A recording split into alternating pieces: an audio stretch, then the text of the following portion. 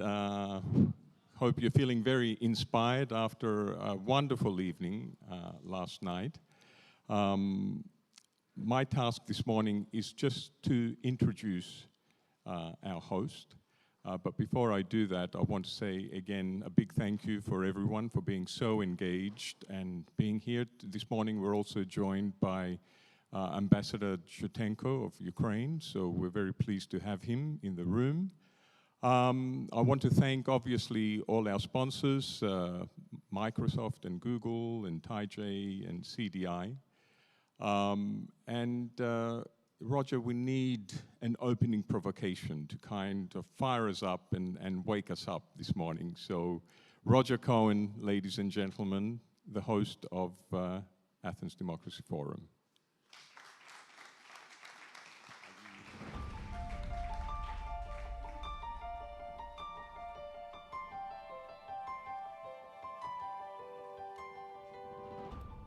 Good morning, everybody. Thank you very much, Achilles. It's really Achilles' great passion that has carried this event forward over more than a decade now. His commitment to it is something quite extraordinary, and he has really created and sustained this event. So thank you, Achilles, again, for all you've done.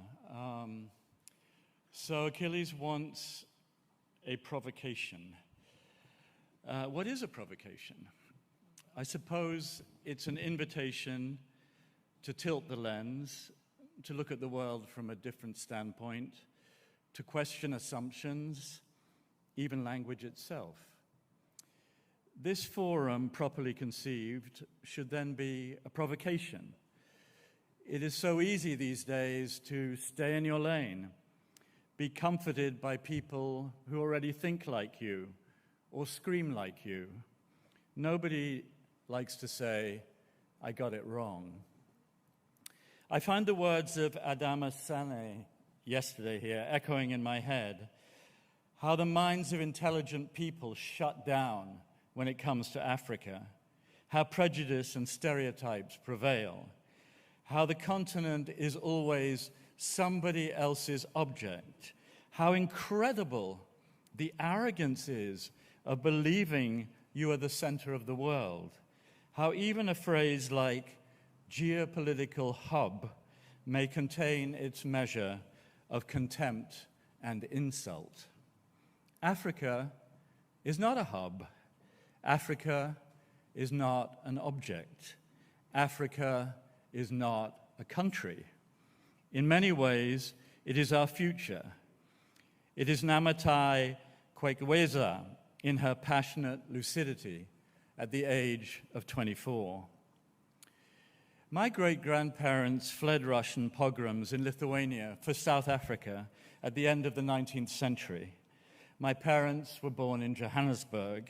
My father, who could not abide apartheid, the waste, he would mutter, decided we had to pack our bags and get out. My mother never recovered. She was a transplant that would not take under the dirty bathwater skies of Britain. We all have our stories. I am a South African Jew who became British and then 2 decades ago became an American.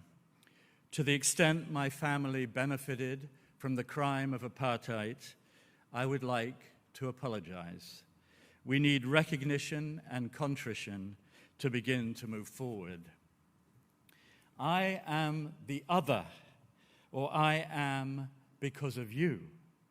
That is how Nelson Mandela described the meaning of Ubuntu, a word mentioned by Adama, who also alluded to teranga, the deep sense of welcoming in Senegal, a welcoming made possible by a culture where there is no other.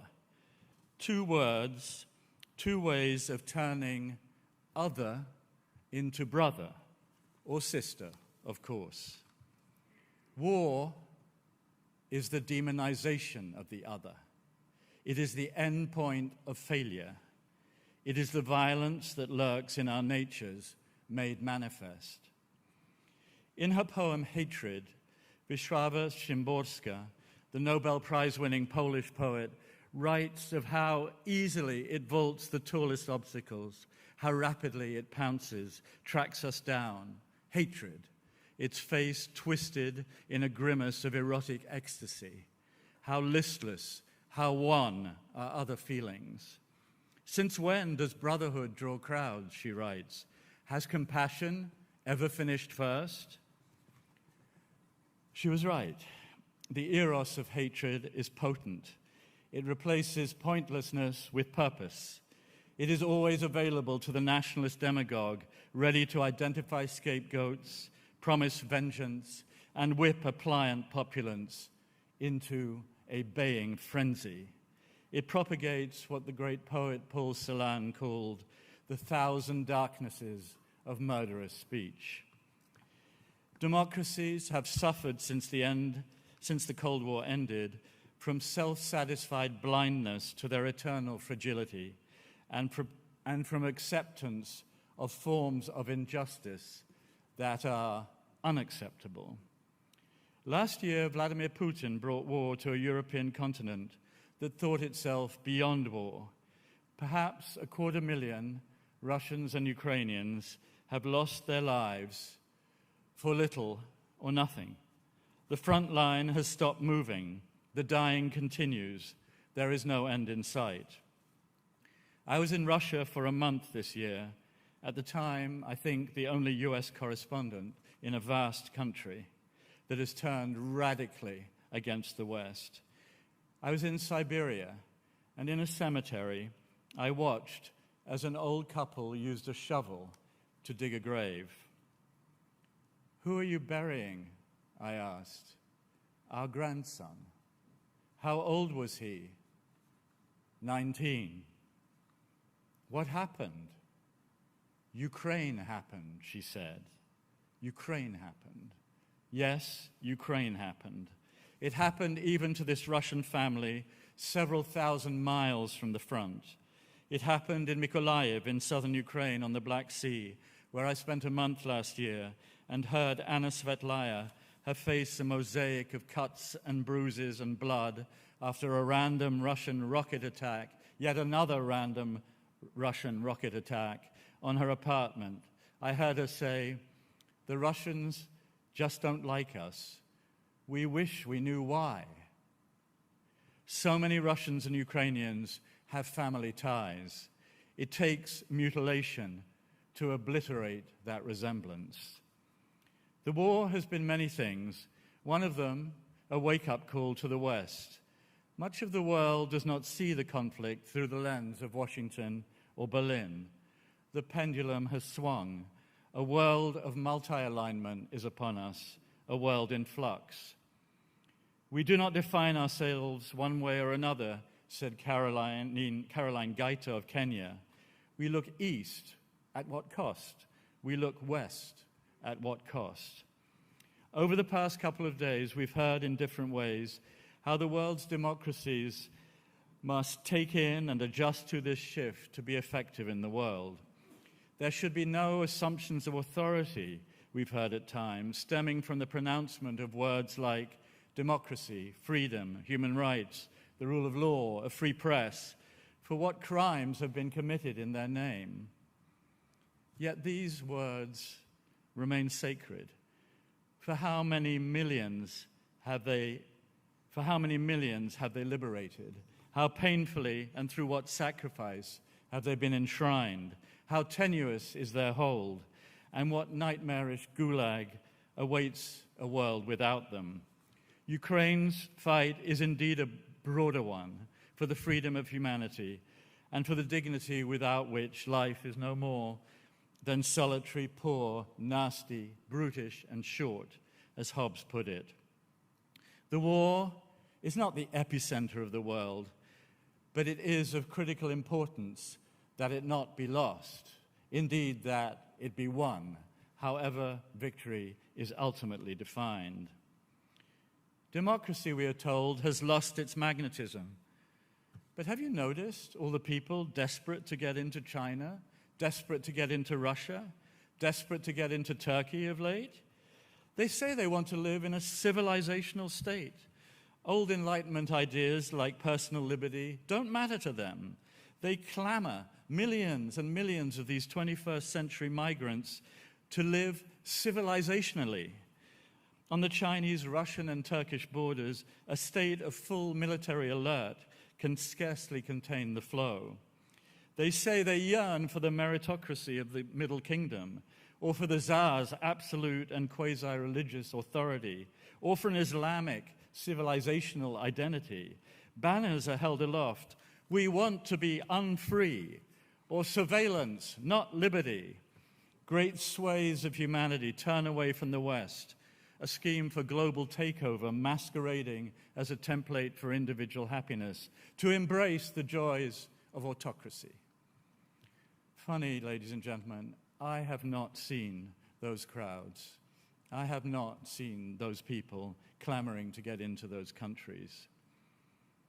When people cannot vote with a ballot, they vote with their feet, which is why they seek to build their lives in the United States or the European Union or Brazil or Australia, for example. This I have observed in a life of movement. The human urge to be free is universal and unquenchable. Journalists try to look on both sides, which is why I went to Ukraine and Russia over the past year. If you don't go, you don't know. There is no substitute for boots on the ground, for looking someone in the eye, for seeing, touching, feeling, absorbing. Do not let anyone tell you otherwise. To write is violent combat in search of the irrefutable cadence. There is more to be abjured than added, more truth in distillation than accumulation. To write is loneliness. It is excavation. It is struggle. Patience. Look around the next corner. The subject will reveal itself to you if you restrain the impulse to impose it. The story must build from the inside out, like the butterfly from the chrysalis, with a slow unfolding of wings. Writing begins where the anecdotal stops. Working from a core of pain and melancholy, it's not surprising that I sought out those same emotions in refugee camps, in war zones, at remote borders, in the shanties and the shebeens, at the face of a South African gold reef 1 mile down, in Chengdu, where a Chinese woman crushed by the state had self-immolated, among the displaced and the exploited and the terrified. That was my place, that my debt. Objectivity is a fine word, a fine journalistic aspiration even, but it's a dead word, freighted with too many syllables, and we are human. We bring to what we write our own unique sensibilities and struggles, our hypocrisies too, and if we fail to do so, we become uninteresting. Halftones interest me more than primary colors. Van Gogh's flowers are always wilting slightly, lilies that turn from pink to purple and a little brownish on the edges. The artist is interested in the beauty of the equipoise between life and death. And isn't that where we're all situated without paying much attention to it?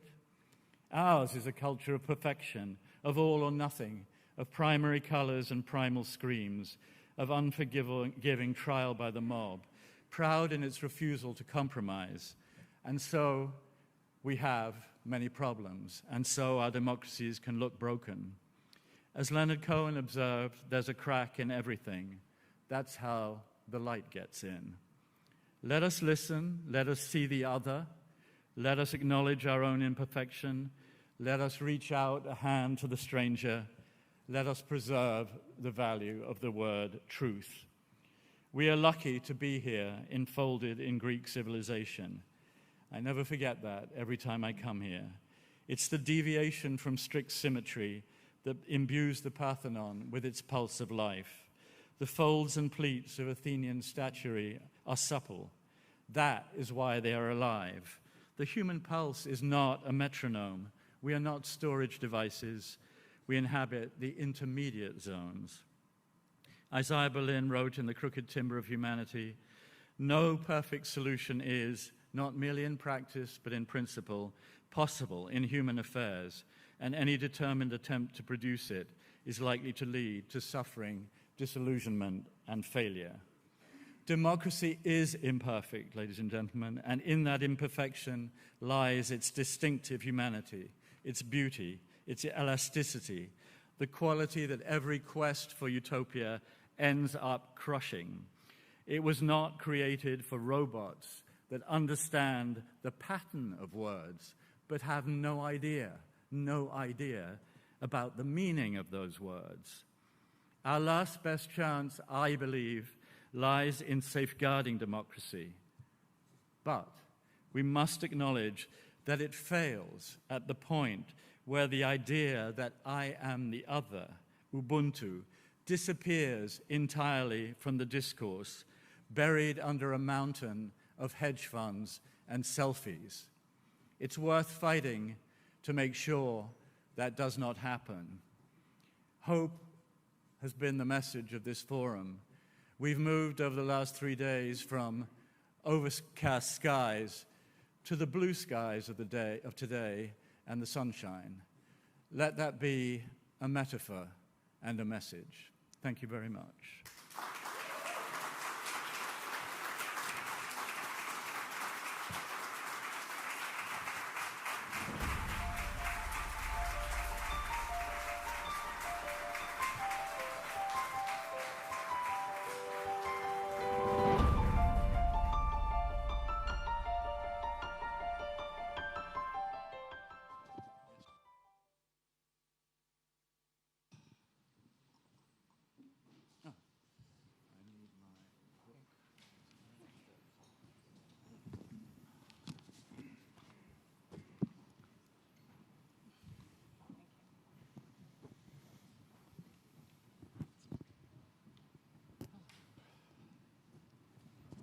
No rest for the wicked. I'm overworked.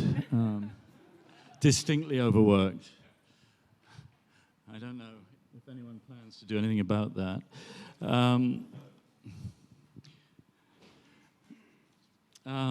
So here we are to talk about Ukraine. And I would like to welcome the panel here, which is comprised of Victoria Portnaya, a democracy and human rights advocate and youth fellow of the International Youth Think Tank. My friend and colleague, Serge Schmemann, member of the editorial board of the New York Times and the program director of this forum. By Sergei Shutenko, the Ukrainian ambassador to Greece, who has graciously stepped in after one of our panelists was unable to make it. Laura Thornton, the Senior Vice President of Democracy, Alliance for Securing Democracy of the German Marshall Fund. Perhaps I could begin with you, Serge. When I was in Russia, in Moscow, I saw Mr. Peskov, Putin's right-hand man, and he said, I said, well, how does the war end? And he said, well, there's only one way it can end, and that's that Ukraine accepts that it's a smaller country. The 4 regions we have annexed are now in our constitution. They're annexed forever. Indeed, you cannot buy a map in Russia anymore. It's illegal. You can't buy a map that doesn't include those 4 regions that Russia claims to have annexed. Ukraine needs to accept that it be neutral, i.e. not join NATO, and there must be special arrangements for Russian speakers within Ukraine. So given those demands, which are evidently totally unacceptable in Kyiv, in Washington, in Paris, you name it, what does the future hold for this war, this conflict? Well, of course, that's the big question. How do you end a war? And with every month that continues, with every additional bombing, with every additional carnage, it becomes harder to end it. I mean, it would be, at this stage, I think, impossible for Zelensky to make any territorial concessions after everything he's lost. And for Putin, it's become an existential war where he's forced to back down before the hated West and admit defeat. And even though he's suffering uncanny losses, I mean, on the battlefield, he lost the only military unit that had any chance of success, the Wagner Group, managed to kill their director after leading him, provoking him into a mutiny. So on his military front, everything's going wrong, and he can't do much, but he can hold the line.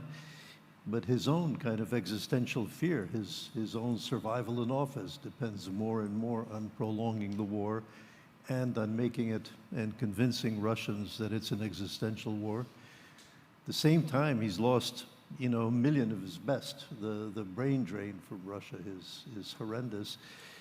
And yet, with every passing day, it becomes more entrenched.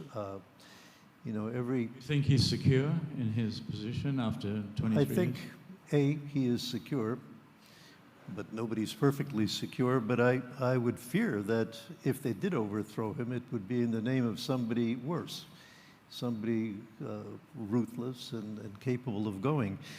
So at this stage, it's a waiting game, as you say, a slugfest. And on both sides, alas, waiting to see if Trump comes back. Serge, you understand the Russian psyche as well as anyone.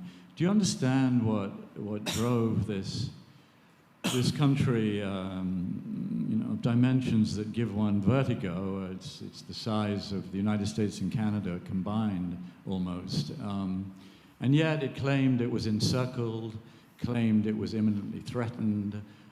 Ukraine was certainly not about to join NATO when the war began. What in the Russian psyche has driven what often appears like an act of madness? It's a little too much to say that it was Russia that, you know, fomented this war. I think the majority of Russians would have been quite happy to stumble along as they were after '91. It was Putin who, in, again, a more classic kind of tradition, went and sort of scared people into an adventure which fit more into his psyche. He is a KGB agent in total hatred for the West. And more than that, I think in people like the KGB and in his kind of ruling class mentality, government is always manipulation, and they always project the same. They would never believe that Ukrainians want freedom or Ukrainians want democracy. They are manipulated into thinking they want democracy. I was always amazed at that kind of presumption that the West functions in the same kind of manipulative model as the Soviet system. And when you had the Orange Revolution, there wasn't a single kind of official Russian who thought that this was something genuine. This was Americans. This was Victoria Nuland going and telling them, you know, rise up and Was it? what? It was a coup. It was a coup from outside. They were being manipulated, and I think that plays into the current mentality, and it's not hard for Putin to convince the silent majority of Russians, the people who really don't participate in politics at all, but believe that if you have a strong man up in the Kremlin, you'll be okay. It's you know, they're the ones he has to convince and to manipulate into believing his version, even though they didn't even notice that it's changed from, you know, quick little operation to overthrow the government into a war. Yeah. Laura, we're talking here now about a long war, could be several more years even. What do you see as the long-term effects on Europe? Well, I think a lot of it depends on the unknowns that you described and Serge described. So is it going to be a ceasefire, and on what terms? Is it going to be a protracted conflict? Is it going to be a stalemate? And I think the consequences will also depend on resolve. I'm not concerned about Ukrainian resolve. We've seen the unbelievable resilience and resolve of the Ukrainian people. I'm talking about our resolve, the allies of Ukraine. And I'm not particularly encouraged by what I see of late. At GMF, we just released our transatlantic trends, which is polling that we do in Europe and the United States. And among the publics of Europe, support is still quite strong in some places, like Lithuania, it's 78%. But in two major powers, Germany and the United States, support for Ukraine is just hovering above 50%. And then if you break it down by party and the party who could be in power, it's even lower. So we found in far-right parties in Europe, obviously, we see support for Ukraine lower. And in the United States, a CNN poll last week showed 71% of Republicans do not want to continue to support Ukraine.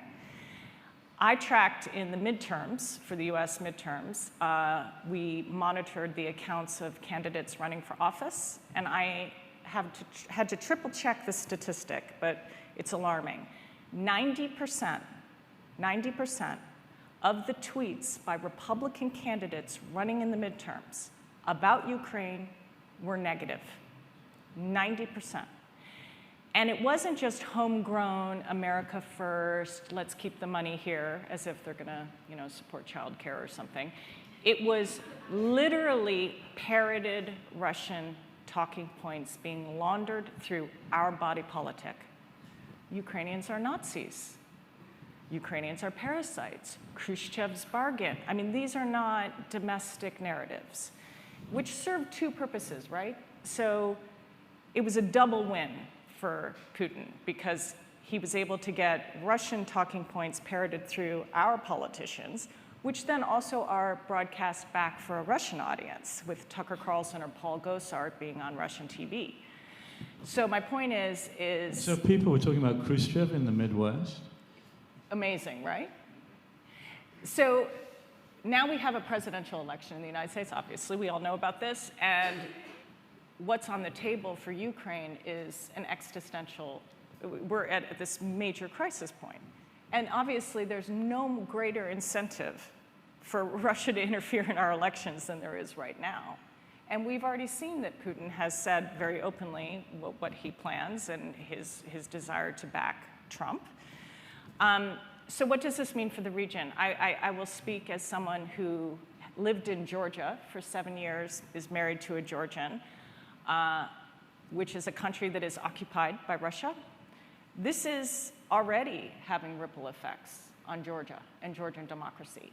A country that has a people that want to join the EU, that want to join NATO, that believe in their democracy, but a government that is petrified and since the beginning of the war has pivoted dramatically towards Moscow, serving as a sanctions evasion route, resuming flights with Moscow, cozying up to the Kremlin, insulting America, insulting the European Union. So we're already seeing cracks in the neighborhood.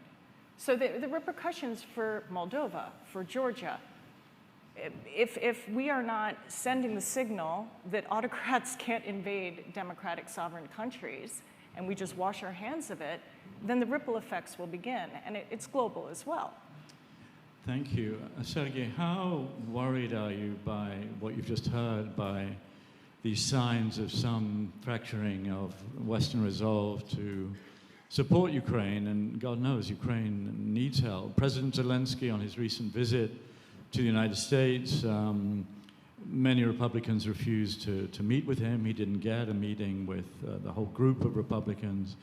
There were reports out of the White House that there were significant divergences on strategy, with the United States wanting the Ukraine to focus on the south and on cutting the land bridge between Russia and the Sea of Azov, to cut the land bridge to Crimea. So how worried are you by this? And the election is now a little over a year away. So, thank you. First of all, I would like to thank Achilles for inviting me to take part in this forum. And I would like to underline that the last year, President Zelensky, on behalf of the Ukrainian people, received the Athens Democracy Award, which is quite symbolic, and I'm quite honored to be here. I'm glad to answer your question on the American support being on the Democracy Forum, because my strong belief that democracy will prevail in America despite the election talks and some deliberations. But if democracy prevails and produces a President Trump, then that would be worrying, right? But democracy is not only about elections, it's only the system of checks and balances. And I believe that the system is still there. And I think that after the first term, the lessons learned, how to manage within the system of democratic institutions some deviations from the democratic course. And I believe that, of course, there are some emotional, not tiredness, but less involvement, emotional, in supporting Ukraine, because you can be at stress and emotional negativity all the time. But it's not the time now to abandon Ukraine because of tiredness, and we should focus, because now it's a decisive moment.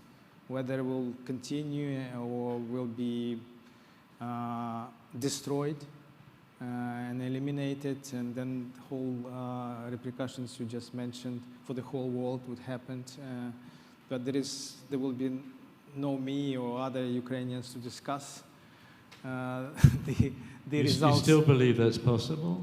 I mean, I think most people feel that's a Ukrainian victory already, that Ukraine's existence, which President Putin wanted to wipe out, that at least is secured and guaranteed. But my caution for those, and I'm still optimistic, do not take that for granted. Because some people already discussing the recovery, the victory and everything. It's not done yet. It's not a done deal. So we have to push harder and to finish it with the long-lasting and just peace, but not just to relax and tell everybody Ukraine already won. And also I don't like the statement, we will support you as long as it takes. It takes what? To do what? To be with us until the end? To be with us until the victory? What are acceptable terms? How do you define victory? I believe that we will be with you until you win. And what is the most optimistic scenario. What is victory? I believe the victory is not the parade on the Red Square. I think the victory would be a very sad moment because a lot of lives lost. But I think... No, territorially, what is victory? Territorially, yes. We have to clean our land from the Russian troops. All the land, Crimea included? Yeah, all the land. And then we can at least approach for negotiations. But the front line hasn't moved. We had a piece yesterday about how the front line has not moved really in a year or so, and the counteroffensive, on which millions of words and huge effort was expended, has apparently not produced any kind of decisive result. Is that a disappointment for Ukraine? Not really, because the disappointment is this narrative about stalemate. Because I believe we are progressing despite the terrible minefields and the Russian domination in the air, which we have to overcome, and we are moving. But it's not a chess play, and that's what I don't like about the strategies. They are like playing chess, but it's a very bloody exercise. And the every square meter, every square kilometer is paid with the Ukrainian lives, and that's why I believe that there is no stalemate. Now, because now it's a narrative. The winter is coming, and those are the same experts that predicted the fall of Kiev in 3 days. And then the counteroffensive, and we try to persuade that it's not one single counteroffensive. It's not the Starship battle. You destroy the Death Star and that's it. It would be a chain of battles, okay. And the war is quite quite traditional, become very traditional in terms of trench war, a war of attrition. Yeah, it's like World War I in some ways. Yeah, and at some point, I would like also to make a point. If you help and give us the tools, then there will be more speedy advance. And if you just sit tight and say, oh, I don't see any stalemate, then give us the weapon. Right. Yeah, I think there's a case for saying everything has arrived 6 months too late. But let me bring Victoria into the discussion, somebody of a different generation. How inspiring have you found Ukraine's fight for democracy and for freedom and the rule of law and so on? And for looking at it from your viewpoint, how decisive for the world is this battle against Putin's brutal invasion and his autocracy? Well, I'm from Shorstka in northeast Ukraine, and I'm 20 years old. Speak up, please. Okay, I'm from Shorstka in northeast Ukraine. I'm 20 years old. And I'm a youth fellow of the International Youth Think Tank that engages young people to promote and defend democracy globally. One of our methods is open chair democracy talks, when we invite strangers to talk about democracy and politics. And we have carried out OCDTs in more than 50 cities all around the world in 5 continents, since we invented this method in connection to the Athens Democracy Forum in 2021. And personally, I ran my first OCDT in Moscow in 2021 when I talked to 20 Russians.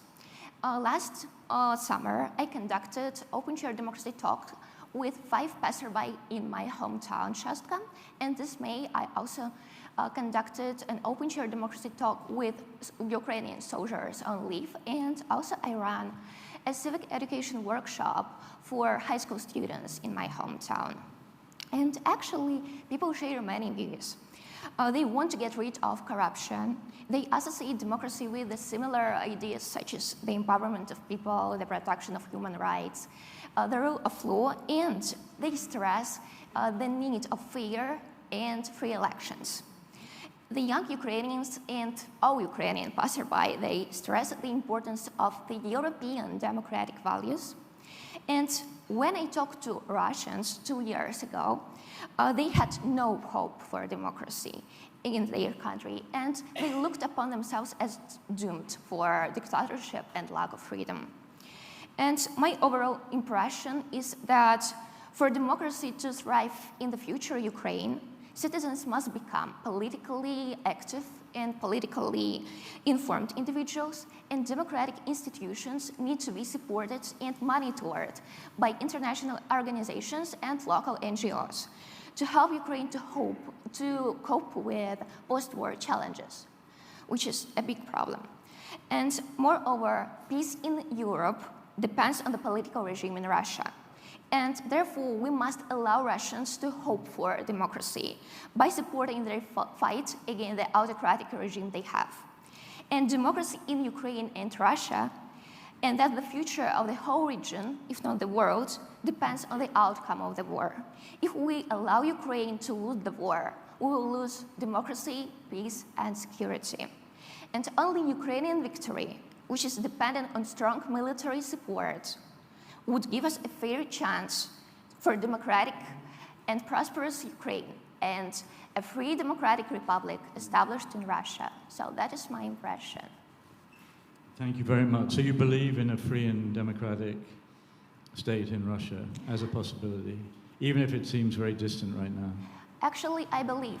And I think that now people, they're very scared to stand up against the regime because they understand that they will be punished in their own country. They will be punished in other countries as well because they are Russians, and they are a priori as responsible for the war. Yes, they are responsible. They are responsible for their loyalty and for lack of action. That is their main responsibility. And yeah, but anyway, I believe that any structure is not solid all the time, and anyway, one leverage to ruin the regime in Russia will be fought by people, by the opposition, and probably by the people in Ukraine, because we have a special corps, a special legion for people from Russia who want to make Russia independent, but by military forces. And yeah, I really believe in, and I think that the political community should be prepared to it, and probably to the eventual dissolution of Russia, because yeah, nobody was prepared to the dissolution of the USSR. Probably, who knows? It's history, and history is always unknown. But anyway, people should be prepared to it, because Russia possesses a very huge nuclear power, and what to do with this nuclear power, for example, in the case of the Russian dissolution, is also a question of security for the world. Thank you, Victoria. Serge, there's an argument in Russia, and you hear it some in the West. Jeffrey Sachs last year at this conference, many of you who are here will remember that, which is that essentially the war is the West's fault. The expansion of NATO was a mistake. The statement in Bucharest in 2008 that Ukraine and Georgia would join NATO without any plan to bring that about, which enraged Moscow while at the same time not providing any security over the ensuing 15 years for Ukraine. The overthrow of Yanukovych in 2014, allegedly arming Ukraine, etc., that all this was, in the end, an unacceptable provocation to Russia, and therefore it was justified in going to war. It had no choice. You hear that over and over again in Moscow. We had no choice. Is there any truth to this argument? There's truth insofar as there's, you can argue these things forever. Was NATO expansion wise? Was all this smart and good? And maybe it wasn't. Maybe it was a provocation. Gorbachev always said that he had some kind of agreement about NATO expansion, and the West sort of went ahead and expanded. There's no way to tell. We don't know if it would have gone differently had they done none of this, if you'd have a nice, beautiful democracy across the Eurasian expanse, if we hadn't expanded NATO. I don't know, but maybe Estonia, Latvia, and so on would be part of Russia. They wouldn't be, but maybe.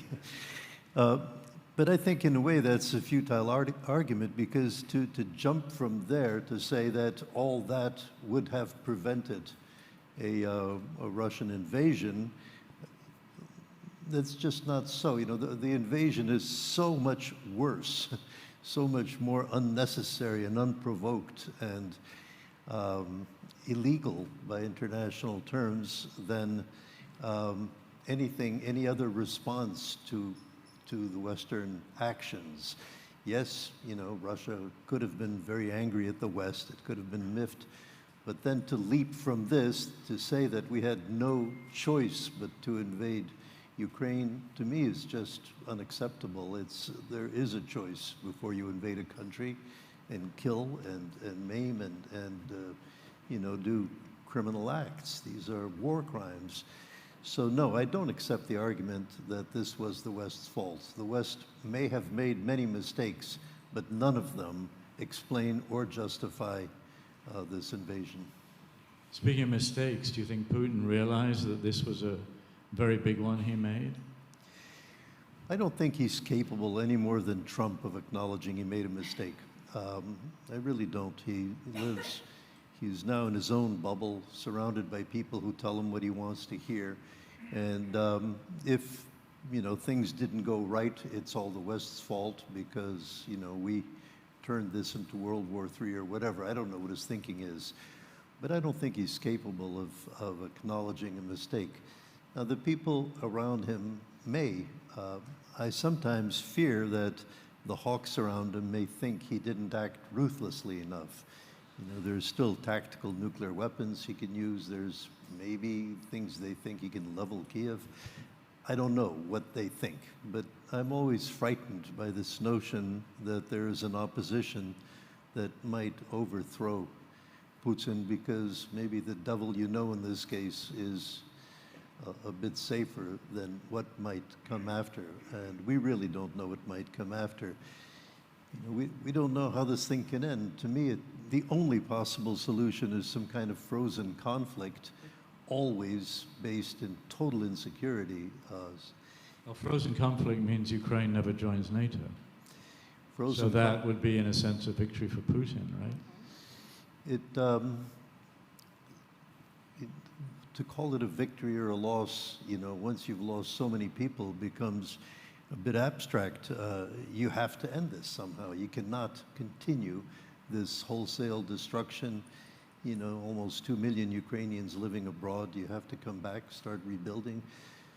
But it would be chronically unstable. I don't see what, along a border that long, what kind of frozen conflict could last for long. And of course, Ukrainians will have a reason to form kind of attacks on Russia here and there, you know, terrorist attacks perhaps. I mean, we're headed into a very dangerous area. Even after this ends, we will remain in a very dangerous zone. How much greater do you think the risk of nuclear war is now as compared to before this war began, if at all?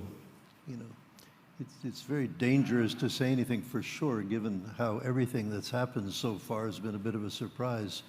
I don't think there's a chance of a, you know, terminal nuclear exchange, but I think there are scenarios where Russia would use tactical nuclear weapons, and one of them is if Ukraine really threatened Crimea, if there was a chance of a breakthrough. Even getting close to the Crimean border, you know, and threatening Sevastopol even more would be seen as a massive threat. And I think if you really began pushing on Crimea, the risk of using tactical nuclear weapons would be real. I mean, that's an opinion, but... Laura, do you think the West's approach has reached the end of its logic? I saw Secretary Blinken in Munich in February, I think he said he was, and he was talking about the counteroffensive and the possibility of some kind of breakthrough or meaningful Ukrainian victory, which could then provide the leverage for Ukraine to be in a strong position in negotiations, peace negotiations, or at least ceasefire negotiations. Up to now, that has not happened. And we've also seen that everything seems to arrive too late. The tanks arrived 6 months too late. Now the air power is arriving 6 months too late. No doubt the long-range missiles, you know, will arrive 6 months too late. So what is the remaining logic? What is the Western strategy aimed at this point, in your view? Well, first I just really... Apart from protecting Ukraine, obviously. But. First, I just really want to address this NATO issue because I find this argument unbelievably problematic and patronizing in so many ways. It's as if Ukraine has no agency, that NATO is expanding rather than Ukraine has a desire to join NATO. And having lived in a country, again, that has been dying to get into NATO, it makes it seem like, oh, we're just moving, NATO's just encroaching. No, it's so difficult to get into NATO, and these countries have been aspiring towards it. So this argument that somehow it's the West's fault for expansion rather than independent, sovereign nations making a decision about their security apparatus, I mean, this is just, it drives me crazy. But anyway, to your question, that's it. That is the question. What is the strategy now? And while I've just reaped a lot of criticism on the Republicans, I actually don't have a clear answer either from the Biden administration about a clear strategy forward. And as you said, we're playing catch up. We're 6 months behind each time. And we keep saying, oh, that's a threshold we're not going to cross. And then 6 months later, we stumble across it. Rather than having a what is our victory? What is our goal? What are we trying to achieve? What are we going to provide Ukraine? And I think that we're tangled in domestic politics, unfortunately. So our strategy is really hard to define when we still have, we're headed into a government shutdown. As I understand, the Republicans are voting on whether Ukraine assistance is going to remain in the continuing resolution. So it's hard to have a strategy when you have domestic politics as such. As I said before, I mean, I have a very robust opinion about what the United States and the West should be doing to give Ukraine the support it needs and not delay further. But we have to all contend with these domestic political issues. Sergey, you wanted to say something at various stages. So Say whatever you wish. A short point about NATO enlargement again. I think it's a very talented and effective false flag operation to set the NATO enlargement narrative into the minds of either paid politicians or just useful idiots, just telling the story that the Russian concerns, we should have heard the Russian concerns. And I believe while it's a false narrative, because in parallel of this enlargement talks and deliberation, there was a full story of Putin presenting the true faith and the true reason behind the invasion. This whole story is about one nation, one people, artificially created state. The Ukraine should not exist. It was a Lenin invention and blah, blah, blah. So there was a true narrative that was his real thinking to start the invasion. And while the West was talking about we should do what we should do with Russia, concerns about the enlargement, and the most absurd was the story about taking NATO back to 1997 before another enlargement. There was no Ukraine in the picture already. There was a big false, a disguise, a camouflage story that allowed Russia to prepare the true invasion, and that was my take on that. The story of the strategy, I agree, because the strategy should be there.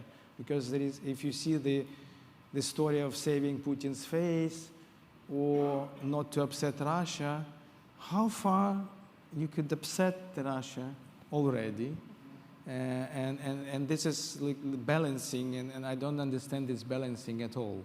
You either to finish, or you have another strategy, but you should present it, what the vision. But to insert the narrative of nuclear, possible use of nuclear weapons, and then upsetting, not getting Russia disintegrated, keep it. What is the biggest, the whole picture? And I believe that what we are lacking as well, because we have clear understanding what to do with Russia. But I think on the part of the West, there is a lot of stories and deliberations how to finish it. And without the clear strategy, it's very hard to proceed. And when you hear Serge saying, you said any peace depends on Ukraine recapturing Crimea and integrating Crimea again into Ukraine.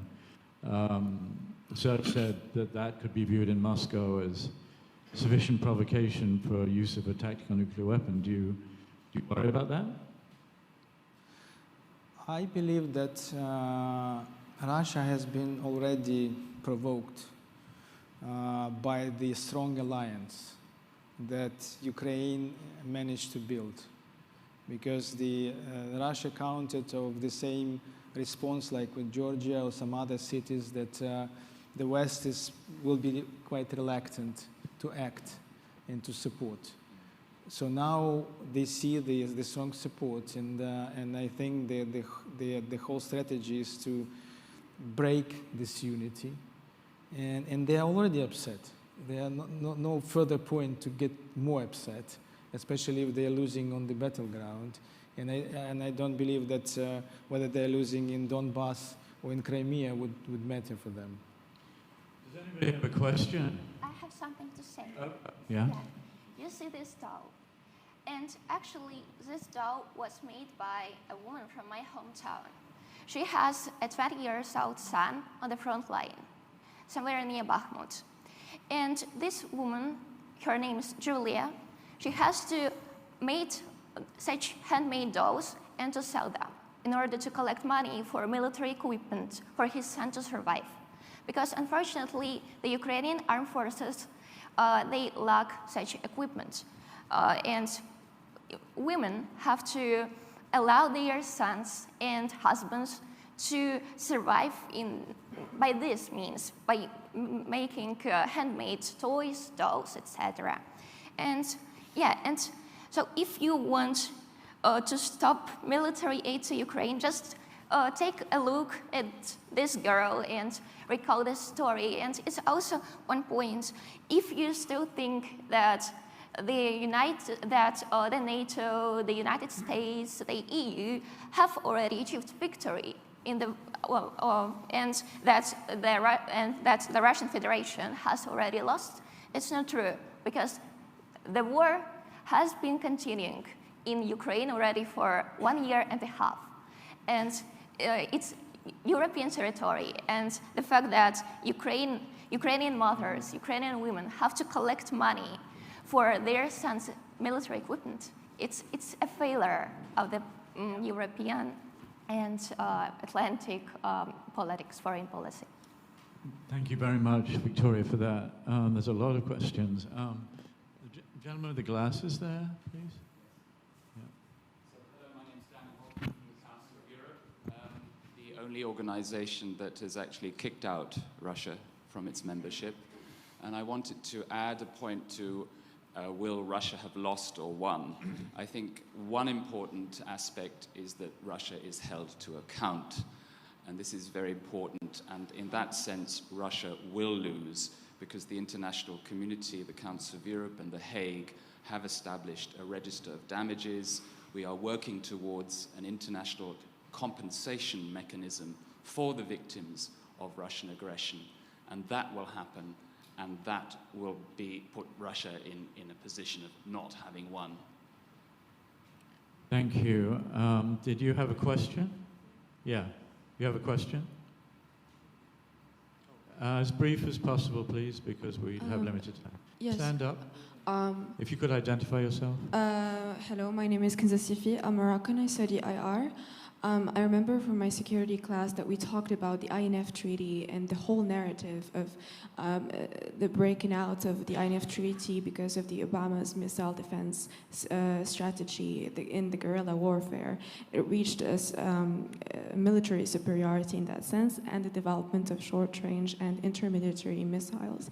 I just want to know, what kind of link can we make between these shifts in democracies and how different interests, especially in the context of US hegemony, could lead to something like a break from a binary narrative?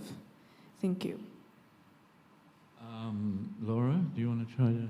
I'm not sure I followed the entire question. I didn't really follow either, I regret to say. Can you just in 5 Sorry. words, what is your question? Yes, how can we break the binary narrative, especially when looking at the history binary between who and who? Russia, US, democracy, autocracy, those kind of narratives. How can we bring them when we're looking at the history of, such things as the development of short-range and intermediate missiles that was looked at from Russia's perspective as a threat? Well, I'm not sure about the missiles part of the question, but in terms of a binary perspective, I do agree that we've gotten into a little bit of a autocracy versus democracy view of the world, which to me, the only way to get around that is from Democrats within. So one of the criticisms I had, for example, of the Biden Summit for Democracy was this sort of bouncer at the nightclub approach, like you're in or you're out. And I just don't think that's the way we should view our quest for democracy. There are Democrats in autocratic states. There are autocrats in democratic states. And we need to build coalitions of Democrats. And the only way That, and as our colleague just said, the only way we're going to, for example, see change in this is from those brave folks within these countries, the folks within Russia who are silently fighting for democracy, the folks within China who are wanting to see. That's how it always happens. It usually doesn't happen externally. I was living in Indonesia, and I would never have thought that Suharto would have fallen. And he did, not because of external forces, but because of Indonesian people. So I think that I look at this, and to break out of this dichotomy is really to build coalitions of Democrats, like what's happening here, and not to view it as state by state or a club of Democrats and a club of non-Democrats, but we're all in this together, and it's an internal and an external struggle. Yeah, actually, the president seems to be retreating from that idea, or alluding, certainly in the speech. Others said. Okay, one last question. Yes, sir.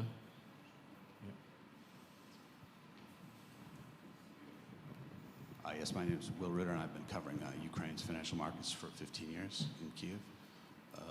Pan posol, дуже дякую, що ви тут. Рад вас бачити. I'm sorry, yes. So my question is for Mr. Ambassador. It's in regard to NATO membership, a hot issue, and I don't see any way that how this war ends without Ukraine joining NATO. No way. I mean, so my question is, Ukraine needs to join NATO not, in 5 or 10 or 15 years, but as soon as possible. And NATO will have to guarantee the borders of Ukraine in that situation, but they obviously can't guarantee the 1991 borders. And so, don't you think it would be a good deal for Ukraine to accept maybe a ceasefire that would bring it into NATO sooner, and then worry about the borders later? Just a thought. I believe that the NATO as alliance of security always rely on its partners to be contributors. And sometimes before the war and before the many years, I deal with NATO, and Ukraine always has been treated as a contributor, as a user. So the people were telling us, we cannot accept you because you will use our capability. But after the war, we will become the most capable contributor of NATO security. And I believe that after the war, NATO will be more interested in accepting Ukraine than Ukraine becoming a member. But it's my personal opinion, because I believe we are already defending NATO de facto. So it's just one step to become the euro. On the same time, I don't believe that having a frozen conflict or something on our border will, on the other hand, prevent us to join NATO, on the other hand, help us in establishing the new architecture of European security. And I think we should not fall in this narrative, let's stop it somehow frozen and wait until, some miracle happened. But you want to I join think we have to finish it first. But it doesn't prevent us into achieving the standards and keep negotiating with NATO to become a member, because I believe we will be a very indispensable and important partner of NATO within NATO to guarantee the European security as a whole in the future. Thank you very much, everybody. Thank you to all members of the panel. Thank you.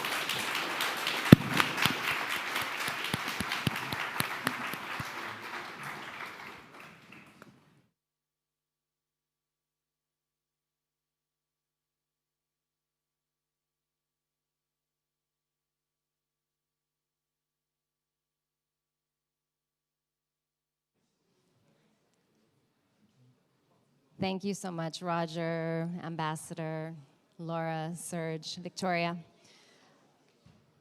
Please stay seated because we're moving on. That was a really important and sobering discussion. If you could keep the noise down, because we're going to be moving on to the next session. Thank you. We're going to shift gears slightly, back to our innovation piece after that discussion. And we've been hearing a lot about innovation in democracy, challenging the current systems of democracy. But there's also a very strong need for innovation within existing systems. And so we've asked two people who have been working very hard on that issue for the past couple of years, Mette Coban and Jessica Blair, to tell us about innovative ways to get out the vote. So if you could please keep the noise down and give them your full attention. Mette and Jessica, welcome to the stage.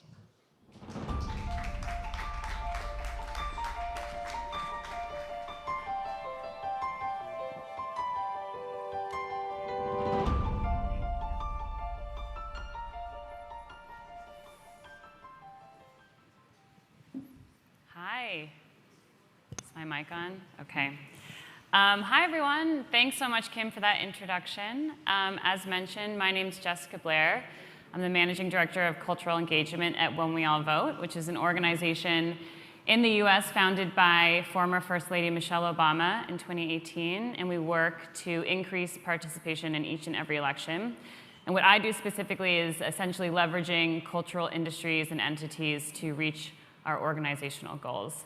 And I'm joined by Mette Coban, who's the Chief Executive of My Life, My Say, an organization based in the UK that does very similar work. So today we're going to talk to you about how our different countries work in similar ways to engage youth voters.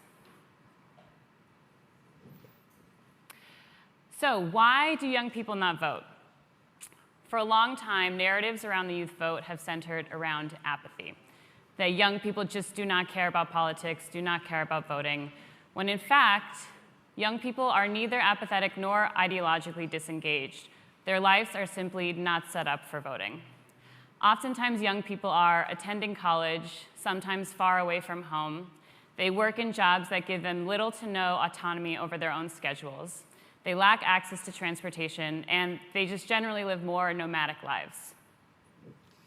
One of the other reasons why young people tend to not vote is because of the lack of civic education. So I've got three stats that I want to share from the perspective of the UK. So 100% of young people currently receive no education around how democracy works in the UK. 46% of young people, according to a poll that we conducted with the Opinion, said that they had very little knowledge or tools in confidence to be able to engage with democracy. And 72% of young people who responded to that poll said that they had very little trust in politicians or political institutions to be able to make change for the issues that they care about. And really building on Jessica's point, which is that it's not that young people don't care about issues that affect them. Of course they do. The problem is they don't see traditional forms of politics as a vehicle to address the issues that they care about. Moving on to talk about our strategy and our tactics and how we engage with young people in our respective countries, I think the first important thing to note is when we're talking about how we can engage with young people is defining who do we mean by young people. Because young people aren't one big homogenous group. There are lots of different intersectionalities that exist depending on your age range, depending on which age range you're talking about, depending on where you live within geographically, but also some of your characteristics that also help define your lived experiences. So it's so important that when you are thinking about devising your strategy to encourage young people to participate in democracy, you really understand that there is no one-size-fits-all approach. And you have to have a multi-layered, multifaceted approach in how you engage with young people. And really at the heart of that, which is what it says on the presentation, which is meet young people where they're through their way the most trusted messengers with authentic content. So rather than creating a space called My Life, My Say, or When We All Vote, and expecting people to come to you, it's about identifying where do young people go to in their day-to-day social and digital lives, and think about how you can connect with them in those places, which is what we're going to be talking about. Right, and we really tested this strategy at When We All Vote in our 2020 campaign, when we initially also assumed that apathy was the enemy, until we dug into the research and learned it was really the unique barriers to voting. As an aside, I also like to say that we also tried really hard to make voting cool to young people until we very quickly learned that by trying to make something cool almost inevitably makes it very uncool. So to engage youth voters, we're always looking for new ways to leverage media and technology. And Community is a direct SMS platform that connects celebrities, brands, and media companies to fans directly in the US. And in 2020, we partnered with Community to enlist their top performing celebrities on the platform to send daily texts to their newly turned 18-year-old fans, wishing them a happy birthday and congratulating them on obtaining the right to vote. And we included a link to voter registration directly in the text. And we found that fans who received our voter registration link through Community text were 10 times more likely to go through the registration process than those who engaged with the link on Instagram or Twitter, or X. Building on the point that we made about the lack of civic education, what we found most impactful through voter registration campaigns, it's about how do you make sure that young people have the right information and the tools to be able to go out and to vote. So we're going to talk about National Voter Registration Day in the UK and US a bit later in this presentation. But one of the most impactful tools have been, it's about how do you use digital content that really helps support young people understand how do they vote, where do they go to vote, how do they register to vote, what are all the tools that are available to them, how do they help make an informed decision about what to vote, who to vote for, and how to vote. So it's really important that the media and technology has a huge role to play, especially if you use the right messages and brands, which we're going to be talking about. Right. So another way that we reach people where they are is through brands that they have affinity with. So in 2021, When We All Vote worked with over 70 corporations to advocate for the passing of the For the People Act, which would have worked to directly combat some of those unique barriers that young people face and would have made voting just more equal and accessible for all voters. And really at the heart of this, going back again to the main approach of our strategy, meeting young people where they are, an interesting partnership that we're currently working on with My Life, My Say in the UK is, for example, you would see a Lime bike on the screen.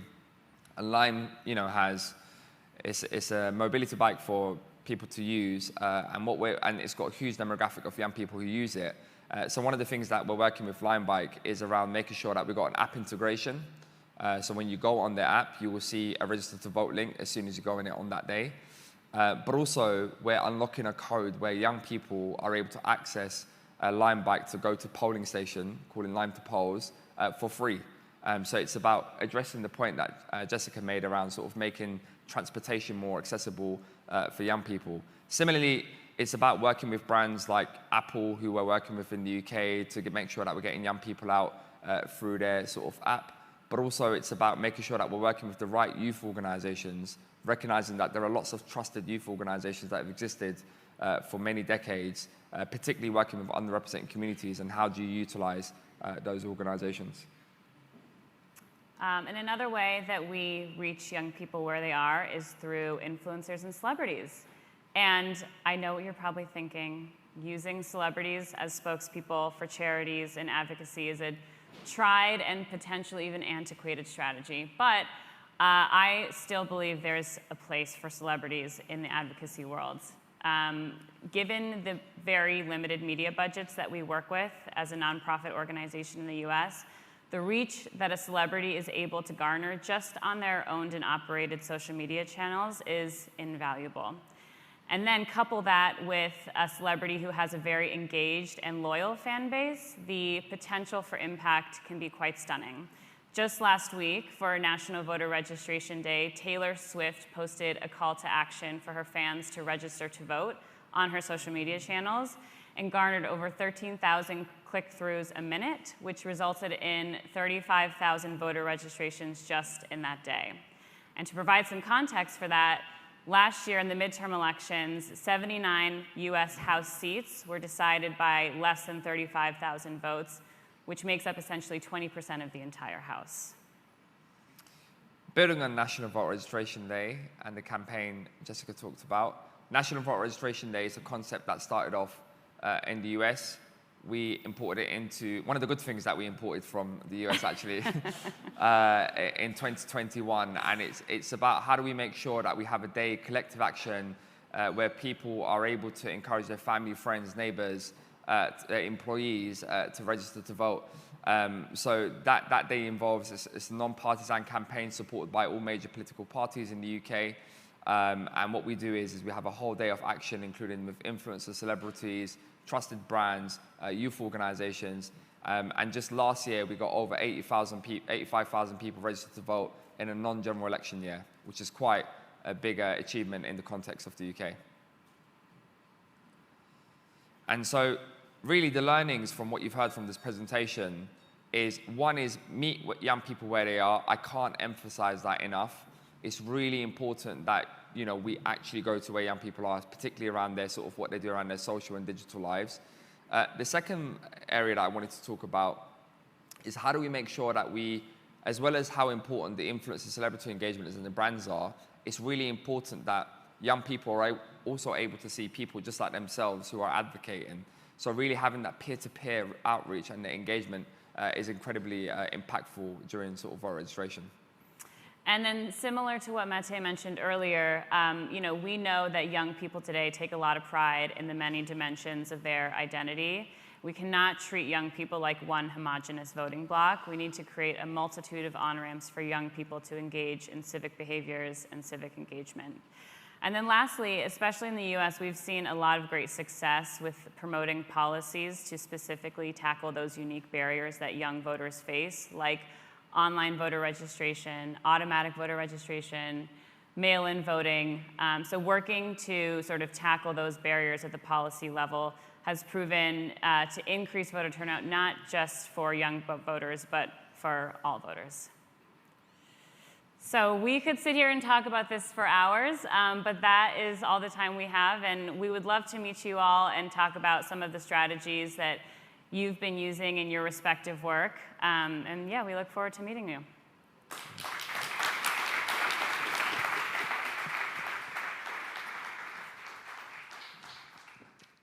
Thank you so much, Mete and Jessica, so much useful information. And I failed to mention that Mete is our newest board member at the Democracy and Culture Foundation. So you can give him a round of applause. He's joining us. And now I'm pleased to call Alejandro Daly, who is actually one of the finalists for the Kofi Annan Next Gen Prize that we just inaugurated last night. And so he'll be giving us a bit of information about one of the many initiatives he's been working on to deal with xenophobia.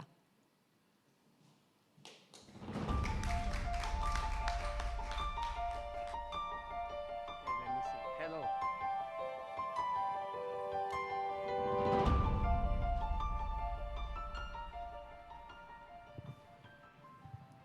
Okay, let me see how this works.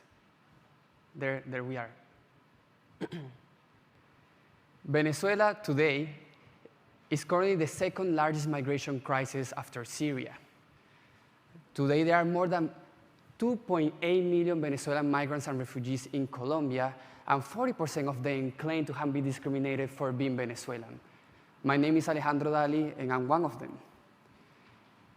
I've been working in promoting integration of migrants and refugees in Latin America and Colombia since 2018, mobilizing over 150,000 people through civic engagement and peaceful mobilizations.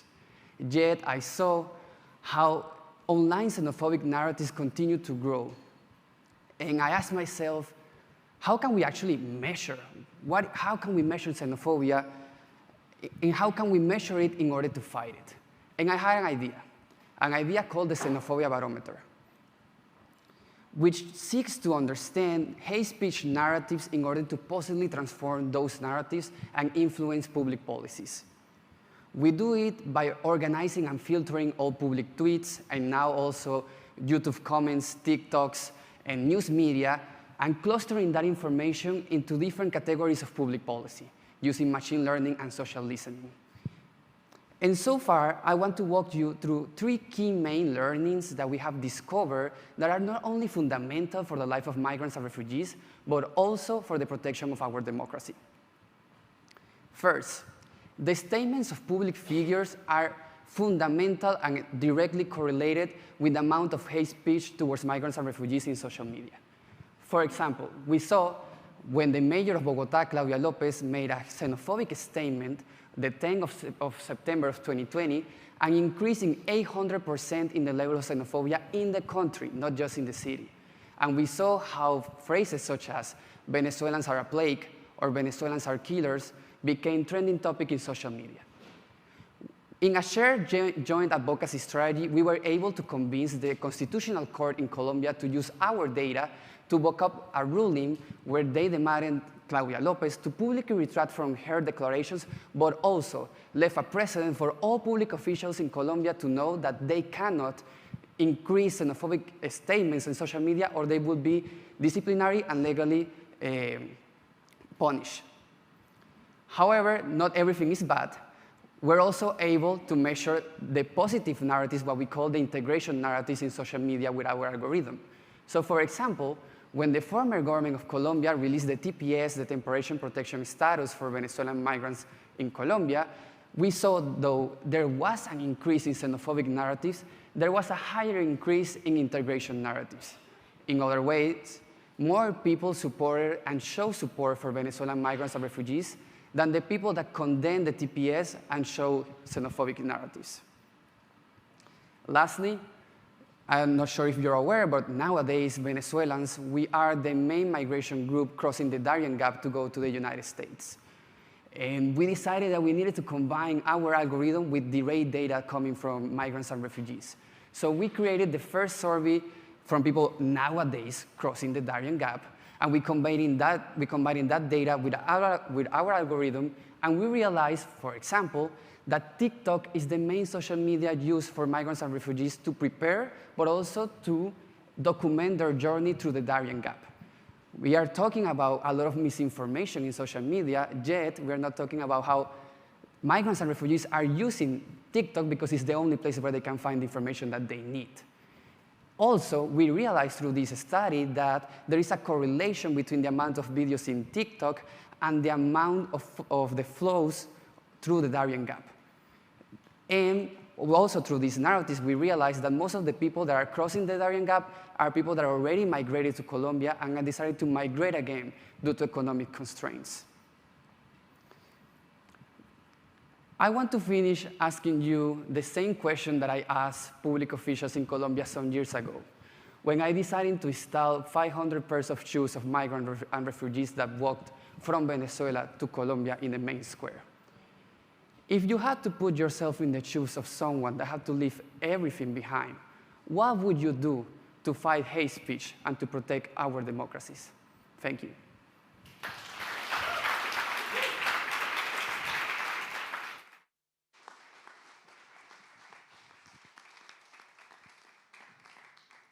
Thank you, Alejandro. With an increase in unpredictable and severe weather patterns, millions are being forced to leave their homes due to climate change.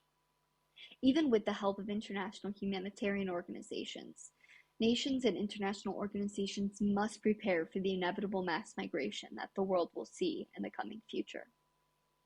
According to the World Economic Forum, by 2050, climate refugees could reach up to 1.2 billion people. Thus, I propose a rights-based legislative body centered around the Universal Declaration of Human Rights that makes policy for climate refugees to provide an international plan and ensuring the dignity and security of those most affected by climate change.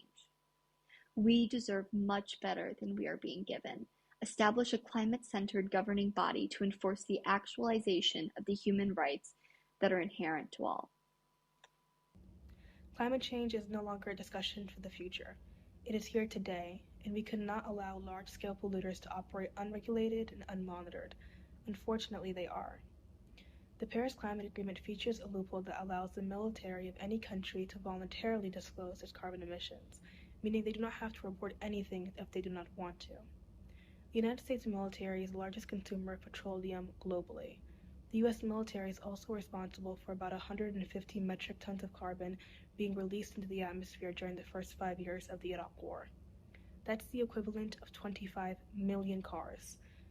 According to Brown University's Cost of War project, the U.S. military is likely the #1 contributor to climate change worldwide. In order to effectively address climate change, we must understand the extent of the damage that is occurring. This means that we must close the loophole within the Paris Climate Agreement and insist that militaries take on the same commitments to reduce emissions that we expect corporations to. Corporations from affluent nations are responsible for deepening inequality through environmentally damaging practices in impoverished countries. The global north has a dual role, wielding 61% of GDP and generating 92% of greenhouse gases, while the global south, home to 85% of the world's population, bears the brunt of these impacts due to underdevelopment and environmental exploitation. Rooted in historical power dynamics, developed nations have perpetuated their interest in less developed regions. Addressing this demands multifaceted solutions such as extraterritorial regulations to ensure social, economic, and environmental responsibility, transparent reporting to uncover and rectify harmful practices, binding corporate social responsibility commitments for community benefits, reinforced international agreements and penalties to discourage irresponsibility, and collaborative NGO partnerships for equitable and sustainable advocacy. These concerted efforts are vital for forging a fairer and ecologically harmonious global future.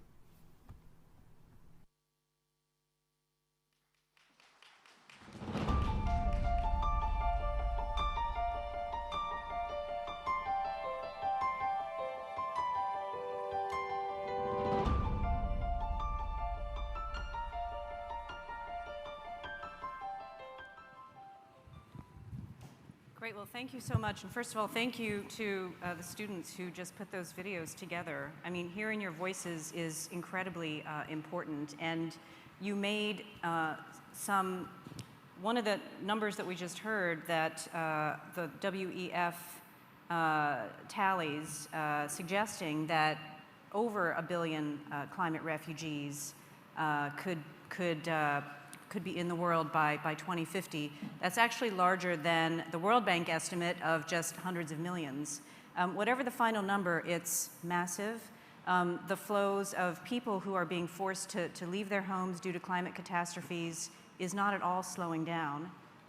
And I'm really pleased to welcome our panel today to talk about this. Let me start with Michael Oppenheimer of Princeton. Michael, are we ready? Well, no, we're not ready, that's clear. People have migrated internally in countries and across international borders forever due to climate. The question is, how will those flows be changed, and how will we even be able to distinguish them from the other flows that occur for, say, socioeconomic or political reasons, many of which are indirectly related to climate change. For instance, if a subsistence farmer's living goes away due to changes in the climate, then you have a climate refugee, or not a climate refugee, a climate migrant. How will it change particular flows of migrants at particular borders where they could become problematic, either for the countries that they're moving to or the countries they left? Because when you move from a certain area, you leave behind a situation which may be bereft of certain skills and talents because the people moved. So this is a very complicated problem. And in trying to guess what will happen at particular places in the future, we really don't know enough right now. The U.S. National Intelligence Council came down to talk to me about this about 10 years ago. They keep being interested. They just published a report, which you can get online, on environmental migrants. And the question is, will the international framework step up and set general rules for how to treat migrants that have been driven in part by climate or climate change? And number two, will the governments step up and do their job, both the governments that are in the countries of origin and the governments that are in the destination countries, because conditions have to be prepared at both ends so that these situations don't explode into the kind of political turmoil we see in the US or in Europe when large numbers of unexpected migrants arrive. Always keep in mind, however, also that most migration that's related to climate, or actually many other things, is really internal, it's domestic, so that the international aspect, for all its salience, isn't the whole problem. Well, thank you for that. And that actually leads to, I see Fatou Dieng has joined us. Hi, Fatou, can you hear us? Yes, I can hear you. Great. So Fatou Dieng is the founder of Clean Earth Gambia, and she's also a climate advisor at the UN Secretary General. And Fatou, we really wish that you could have been here with us, but we're really thrilled to see you, at least virtually. And, just bouncing off of what Michael Oppenheimer was just speaking, I'd love it if you could talk to us about, because I think it's very important to put faces to the disaster of climate change and people whose lives are being directly affected.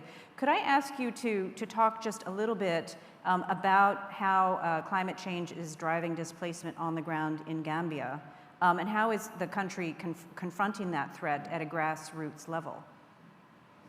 Thank you so much. Really unfortunate that I can't make it in person. These realities that comes with being someone from the global south, these are challenges and all of that. But really, I'm glad to join in person. Just to take it up from there, I come from a region, this is the Sahel, which is one of the most affected when it comes to the impacts of climate change. Climate-related issues, especially climate disasters, have more or less led to a significant impact in the lives and livelihoods of communities. I come from the Gambia, a country with just over 2.5 million people. We're a country that mainly depends on agriculture, farm, in source of income and sustenance. My father is a farmer, and my mom actually does work on vegetable, like selling vegetables and all of that.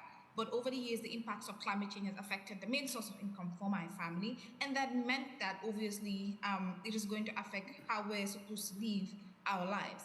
And just recently, during the rainy season in the Gambia, in 2020, 21, 22, 23 even, climate change has led to massive environmental impacts, leading to flooding and displacement, because when the impact of climate change actually occurred, especially with the flooding, a lot of families actually were displaced, leading to them losing their houses and their main source of income, among others. So that is obviously a challenge, as you can see, especially in continents or regions like Africa, where communities and people mainly depend on the natural environment to support themselves and their main source of sustenance. And if you look at it as well from looking at Niger and other countries like Nigeria, among others, we have seen how climate change has actually led to clashes between farmers and hunters as they scramble for land, among others. And we've also seen how climate change has led to a rise in insecurity,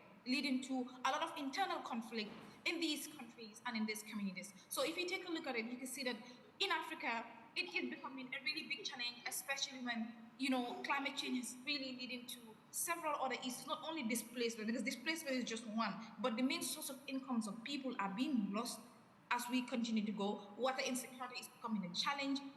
Giving access to education for young girls actually is also becoming a challenge, because when climate-related issues occur, obviously women, especially girls, will stay back because they'll have to go or travel for kilometers or hundreds of millions, in fact, of kilometers to be able to just go and gather water or to fetch water to be able to go back to their homes, among others. So the intersection of climate change actually is really broad, especially in the context of Africa. And I really want us to look not only at the issue of displacement, but also other issues that climate change also continues to affect in our African society.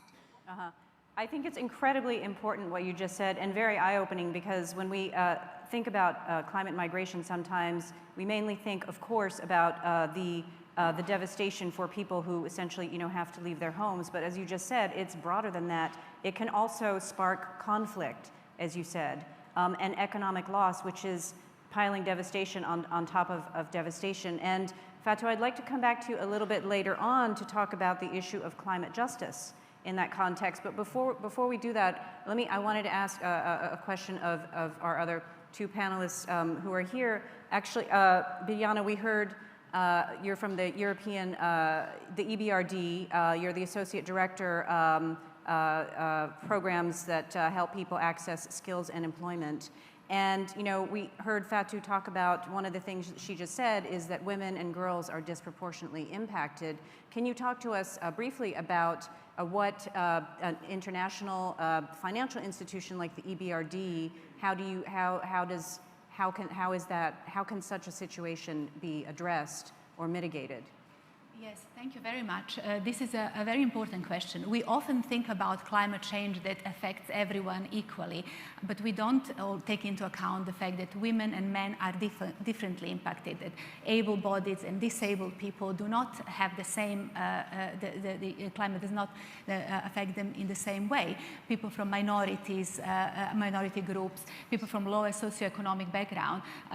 Start on a personal note, we took our children to this summer holiday through Europe on a kind of educational trip to take them away from video games.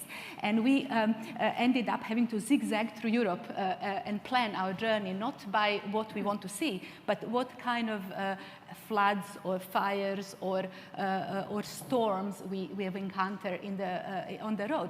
But this is somebody coming from a privileged background, somebody who has the resources to do that. We are having a completely different story in a community, in people who do not have access to these resources, the way the climate impacts them. So what we do at EBRD, we assess different impacts on in terms of infrastructure, on access to safe water, sanitation, access to irrigation. We look into access to finance for women, for men, for example, especially related to climate resilient technologies. We look at access to skills and employment for women. We have huge inequalities already in this area. The number of women in STEMs disciplines are a lot lower than men. So the climate change is not only sort of reflecting those inequalities, but it's also exacerbating them. And when we talk about policies that needs to be implemented to balance that out, we need to bear in mind that this policy will also affect women differently than men. Mm-hmm. So we, for example, take great care of ensuring that women farmers have access to finance, advice, to access to new technologies, for example, drip irrigation or early warning system for various tornadoes or tsunamis or whatever climate catastrophes may be. But also, for example, that women have access to green skills. Yeah. That women do not lose out of the opportunities that green economy transition brings, and that they are ready to actually benefit from new developments and our new policies and new advancements. Well, that's so important, and that leads me over to Michael Nash, who we're really very excited to have with us here at the forum and here on this panel. Michael is an artist and an award-winning documentary filmmaker who you made a groundbreaking documentary about basically putting a face on climate migration. That was premiered at the Sundance Film Festival, that then made it to Netflix, and as I understand it, is now being put in a new time capsule that's being sent to the moon to document I guess it's a sort of a very searing part of the documentation about, you know, what humans have done to their own planet. Michael, I want to ask you about you, because you traveled to 48 different countries to make this film. But before I ask you to talk, if you don't mind, I would love to show you just a quick 2-minute clip from the preview of Michael's film when it first debuted. If we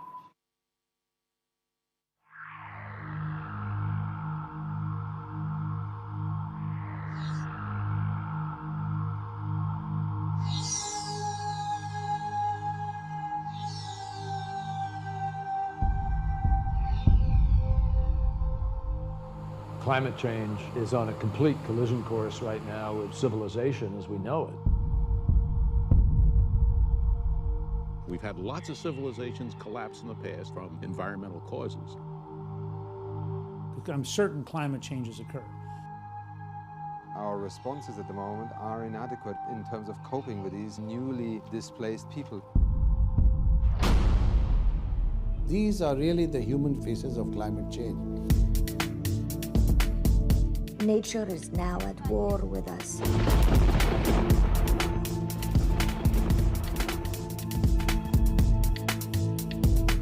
We're going to have to rethink climate change as being some remote environmental issue that the scientists will work out over there. It's so huge. It's so big that's coming our way. It's almost beyond comprehension. We are the same. Human race. No difference. We're dealing with the fact that there's a gap between what the law provides and what the world needs. People cross borders all the time. That will change all sorts of equations. When you get scarce resources, or if you get a change so radical that people can't function, you have huge displacement. The threat of refugees as a consequence of climate change is an enormous national security issue. Europe is spending millions to defend itself against immigration from Africa. When the Pentagon begins to think about what might happen, that's a clear indication that we have to start taking something seriously. So Michael, I mean, those images, so that film was debuted in 2010, and yet it seems even more resonant than ever today. What, in your view, what has changed since you made that film? Just tell us a little bit about what you think about that. Yeah, first of all, I'd like to thank the Athens Democracy Forum and CDI for having me here. A lot has changed. So when we traveled to 48 countries in search of the human face of climate change, there really wasn't a lot of peer-reviewed articles. There wasn't a lot of books on this subject matter. We weren't really even sure what we were going to find. And what we found was this intersection in civilization where overpopulation, overconsumption, lack of resources, and a changing climate seemed to be slamming into each other. And the outcome of that were people being forced to migrate in search of water, food, shelter, really Maslow's hierarchy. When we traveled around the world, there was a lot of questions that I asked that found no answers. And we're in the process of working on a sequel right now. Hopefully we'll start in 2024. Because we believe that if we travel back around to these countries, there's been a decade of brain power put into this subject matter, and we believe those answers perhaps now exist. What are one or two of the most searing questions that you came away with that you think there might be answers to now? Well, I mean, one of the things that we were talking about earlier is this is a really complicated issue, and I should just say that the United Nations was never really happy that I termed this film Climate Refugees. But at the point when this film came out, the UN had not officially given a term to these victims. They now call them environmentally induced migrants. There is an issue with putting the two terms climate and refugee together from a policy standpoint. But this is such a complicated issue, and I think Michael can get into that a little bit. But to give you an example of it, first of all, it's really difficult to define a climate refugee. Most of the time, climate seems to be a threat multiplier that pushes these people, over the brink. But to give you an example, we were in Bangladesh when Cyclone Sidr hit, and 1 million people were displaced. And we were down in the Sundabar region where all the shrimp farmers were. There's not an insurance check coming to bail these people out. FEMA is not there to help these people out. A lot of these folks are now homeless on the streets of Dhaka because of a cyclone that wiped them out. Bangladesh is a country of 155 million people. It's basically at sea level. It's primarily a Muslim country. When they start being forced to relocate, they're either probably going to go to China, which is a communist country, or India, which is a Hindu country. And so one of the things that we weren't really able to dig into deeply is, so what happens when you have 100 million Muslims moving into a Hindu world? They're not going to be called climate refugees. The term, it's going to be religious or political conflict that's going to take place at the borders. And so I think going back around, we're going to be able to define a lot more of the deeper issues on the human face of climate change. I should also just say that, when we, for a lot of you younger folks, and I love what you're doing with with TikTok, and I'd love to speak with you actually afterwards, and perhaps you can be involved with our sequel. But there's just vast challenges that, of identifying all of these people, and I think it's perhaps one of the largest things we will face over the next 100 years. Yeah, Michael. To show you the complexity of the problem, we did some modeling of what could happen under climate change in Bangladesh. And we looked specifically at the south coast. And we expected to find large numbers of people moving away. But actually, in our model, not necessarily an accurate representation of the world, they kept moving, except under the most extreme climate change and sea level rise scenarios. They kept moving to the coast. That is, more people were moving to the coast than moving away. And the reasons were, in the world that we project economically, the urban areas on the coast survive for quite a while and provide job opportunities. So that's not to say that what you said was wrong by any means, but just the complexity of trying to understand what will happen in particular countries at particular times is very difficult right now. And that's what the governments want to know, and particularly because there's a chance they might actually prepare for such situations and not do what they do today, which is wait till chaos breaks loose. It is very complex, as you say. And Fatu, I wanted to turn back to you. I mean, as you're listening to this conversation, talk to us a little bit about, again, on the ground, how are people getting motivated at a local level to deal with these threats? What are you and your organization, how are you involved in this? And I mean, what is the view about, it's a loaded term, but an important one, climate justice? What does that mean? How is that playing out?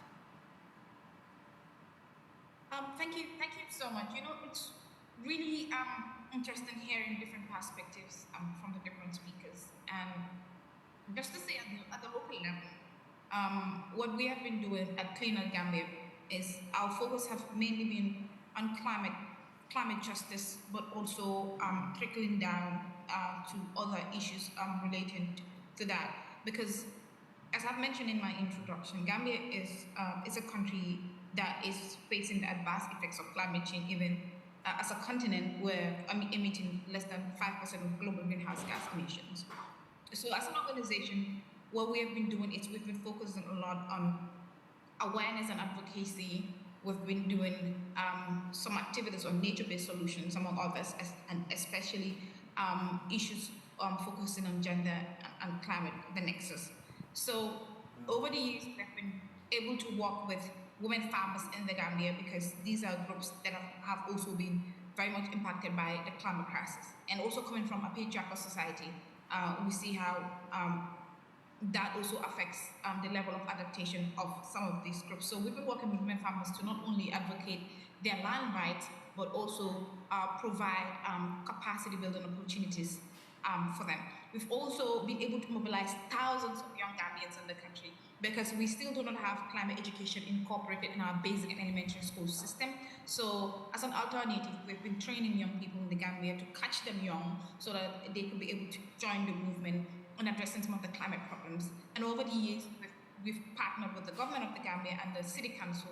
For instance, we partnered with the Banjul City Council, planting over 10,000 coconut trees in Banjul, because Banjul is a city that's vulnerable to sea level rise. So as an organization, we've planted over 30,000 trees over the years, and we've done some other engagements.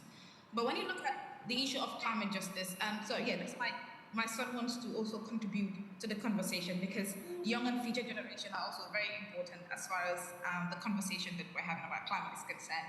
So on the issue of climate justice, I always say we cannot address climate change without centering climate justice, especially in Africa, because there is an urgent, there's an urgent need to address the climate crisis.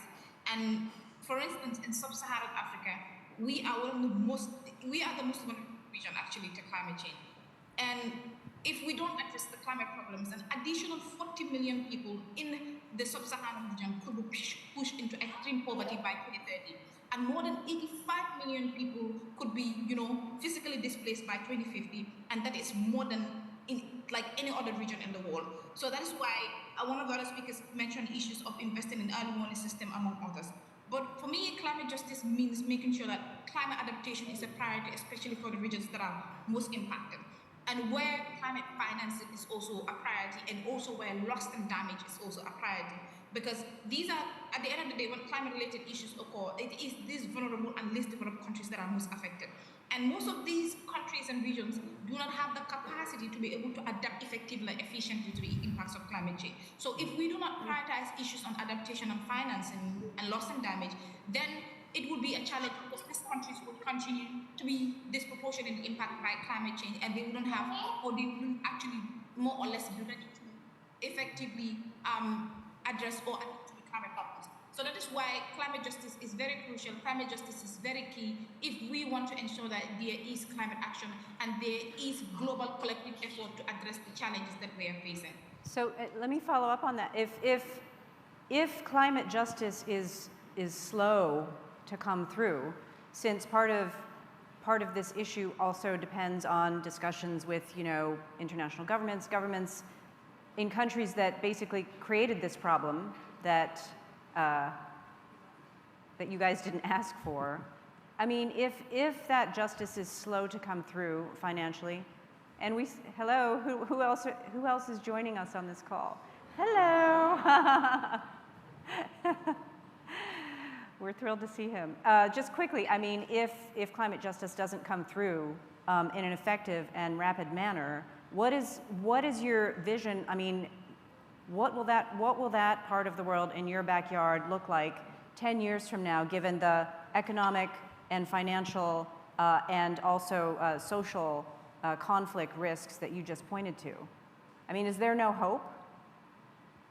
Well, if we don't put climate justice in the heart of our conversations, then there will be a challenge in addressing the other societal issues that we're facing, like the poverty, the economic loss, the issue of access to just basic human rights, or just basic issues that people need to have. So if we don't prioritize climate justice, then it means that we cannot be able to achieve the other societal issues that are very key for our development and our growth. So that is why climate justice should be at the heart of the conversations that we're having, at the heart of our climate adaptation initiatives, because if there is climate justice, then there is going to be social justice, and then there is going to be gender justice, and there is going to be environmental justice in general. And that will intersect, or that will actually more or less touch all the other issues as far as our lives and our livelihoods are concerned. So then that means there's going to be increased displacement, there's going to be increased poverty, there's going to be increased in general problems in terms of accessing basic and fundamental things that are relevant for our lives. So that is why I'm saying when we address climate justice, then every other issue concerning our development and our growth could be easily achieved. Yeah, thank you very much for that. I mean, it's extremely disturbing, this picture that you're painting. And Michael Nash, I see you nodding your head. I mean, is one of the things I presume that maybe you would want to look for is, where is climate justice actually happening? Maybe the answer is it's not happening anywhere yet, and certainly not fast enough. Yeah, this is, when you really get down to it, this is a justice issue at every level. And there is not a lot of justice going on right now with, the climate justice aspect from a global standpoint. But there's hope. We're sitting in Athens, Greece, where, thousands of years ago, a bunch of people got together and, you know, decided to create a new narrative. They created democracy, they created philosophy. And so, you know, I hope that, you know, this can be the beginning of all of that. Because these people are being persecuted against for absolutely no reason besides existing where they've lived for hundreds, if not thousands of years. Yeah. And, you know, where's the justice in that? Michael? So there's an element I'd like you to look for, which has come up in recent studies in the academic literature, which is really the problem is human mobility. People have always moved due to changes in conditions or seeing something better somewhere else. What we see with climate change is part of the justice issue, namely people who would have wanted to move can no longer move because their income levels have gone down, and moving isn't free. It can cost a lot of money, even in a poor country. And those are populations are variously called trap populations or just people whose mobility has been reduced. And it's part of the climate change problem too, because climate change, particularly in countries where people are at a subsistence level, is going to make them fall below that, and they won't have the opportunity to do what they would have done if there had been other changes, namely get up and move somewhere. Right. I would like to, let me just say that we're going to open the floor to questions, so please get your questions ready and have hands up because we're going to be turning to you soon. But before we do that, I wanted to please. raise one question related Yes. to climate justice. The green economy transition will create winners and losers. There are going to be new job opportunities, new employment, new income generation opportunities related to renewable energy, but they're not going to be huge. A lot of people will lose out. At EBRD, we did a research in our region of operation. About 1 million jobs are going to be affected by coal industry still, and including value chain. So we need to, at the bank, we have in 2020 started an initiative called Just Transition Initiative, and we know the term Just Transition is being used by European Union to help the fossil fuel dependent regions transition to a cleaner economies and cleaner energy without leaving people behind. And we look into not only investing in decarbonizing the large utilities and building new renewable energy capacity, but also looking at how existing workers that will be affected and communities that depend on these industries are going to be reskilled, upskilled, redeployed, either within the local labor market or in the regional context, and how will these regions diversify their economies going forward. So I think that's an element that we should also look into. It's a very important point. Okay, questions, please put your hand up so that we can pass you the microphone. Please state your name and who your question is for, and please ask a brief question because we would like to, rather than making speeches or statements. Thank you. Yes. Hi everyone, I'm Arushi, I am from India, and my question is for the whole panel. A lot of countries, especially in the US, we have an issue with people who don't believe in climate change. So what do you have to say about climate disbelievers and getting them on board with, our journey here? And that's an important question. Who would like to take that? I mean, I think it's incredibly important. In the United States, it's frustrating where we are as a, country with regards to this. It's been so politicized. There's lobbyists that are just driving false narratives. And, one of the things that this film did in 2010 is it brought part of the right into this conversation. And I've consulted with a lot of folks in Hollywood with regards to, socially relevant environmental films and trying to make them where we're not drawing the wedge, a deeper wedge between this party, but actually trying to embrace them and bring them over to understand that, this is science. It's not really that difficult to figure out. Yeah. So yeah, it's troubling. Let me just ask that question of Fatou. I mean, you're right there. how do you answer people in other countries who say climate change is not really, doesn't really exist, or this is not due to actual climate change? Well, what I always say is, in one way or the other, we are all experiencing the impacts of climate change. It just might differ in terms of the level of impact that we're having, but every single person is experiencing that. Yeah. It's either you're experiencing heat wave, there is flooding, or there are some other environmental or climate-related impacts that we are facing. But what I always say to climate deniers, or what I always say to people that are more or less experienced or facing climate deniers in their work is, we need to make sure we engage them more in the conversations. Yeah. We understand it's big politics around just climate deniers, and as the previous speaker mentioned, there are lobbyists and all of that. But we need to get them in the conversations to hear the life stories and experiences of other people in other parts of the world and what they are facing. I think the more we get them engaged in the conversations, the better it might be in terms of changing their narratives and how they see things. Because that way, everyone is, because we have to leave no one behind. So with the conversation, we just need to make sure that we continue to bring them on board. And the more they are included and involved, I think that way it could go a long way in helping change some of the behaviors or some of the narratives people have about climate. Thank you for that. Other questions? Yes, here in the front.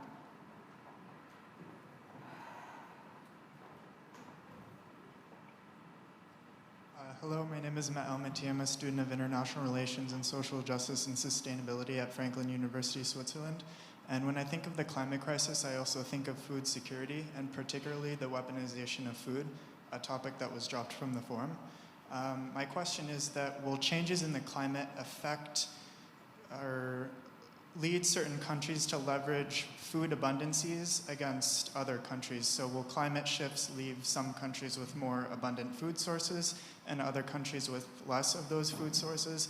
And will that be leveraged to achieve some form of power against other entities? Thank you. So, Michael, would you? There's no question that climate change will eventually affect food prices. Sporadic climate events already do. As climate change goes on, the projections are that crop yields, certain of the main cereal grains, the crop yields will decrease. That'll increase prices on the international market. That affords possibilities that we see playing out with the Ukraine situation of countries using it for political leverage. But how it'll exactly play out, it'll start, the price pressure will be fundamentally originally in the global south. It's going to creep into the global north as warming, if warming, passes 2.5 degrees, and that's going to be used, and it's going to be used malevolently. Okay, we have time for maybe about 2 more questions. Yes, sir?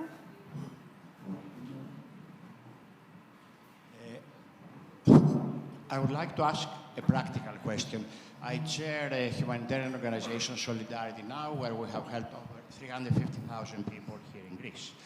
And the question is, how we can separate. We have the refugees, where we can help with the asylum process.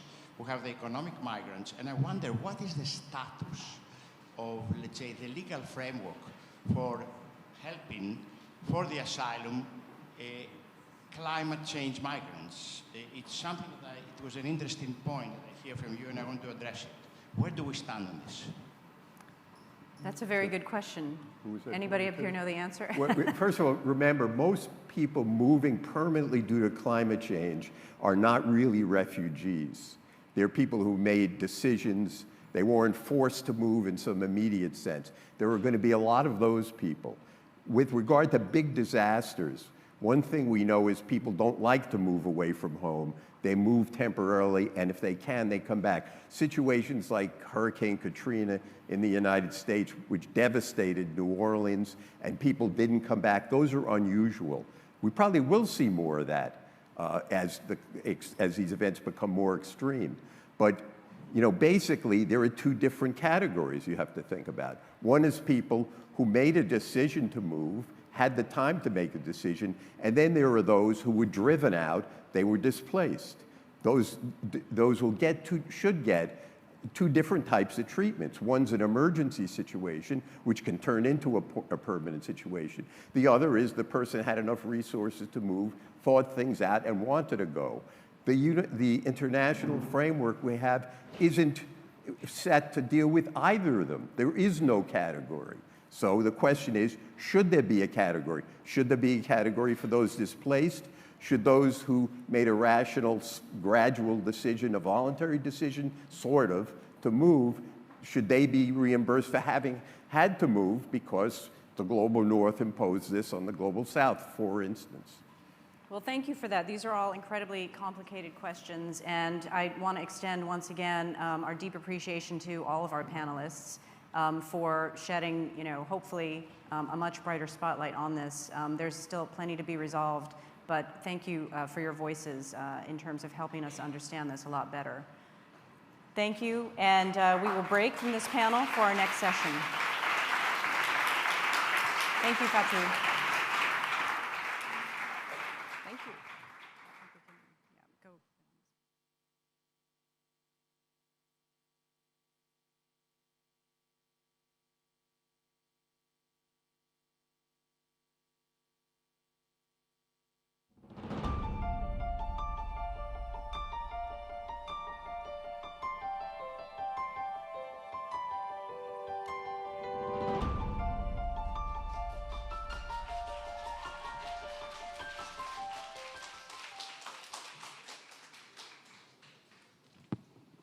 Hello, everyone. Just a brief introduction from me. I'm Mia Yafis, the coordinator of the Teens ADF at the Democracy and Culture Foundation, and it's our pleasure to introduce to you Vera, Angelina, Panayotis, and Anna. Along with the 24 other teenage participants, they have come together to tackle and approach the issues of climate crisis and participation. Through their detailed and in-depth conversations over the last few days, they have come up with and produced a concrete and concise proposal for you on how to solve these issues. So please join me in giving them a round of applause.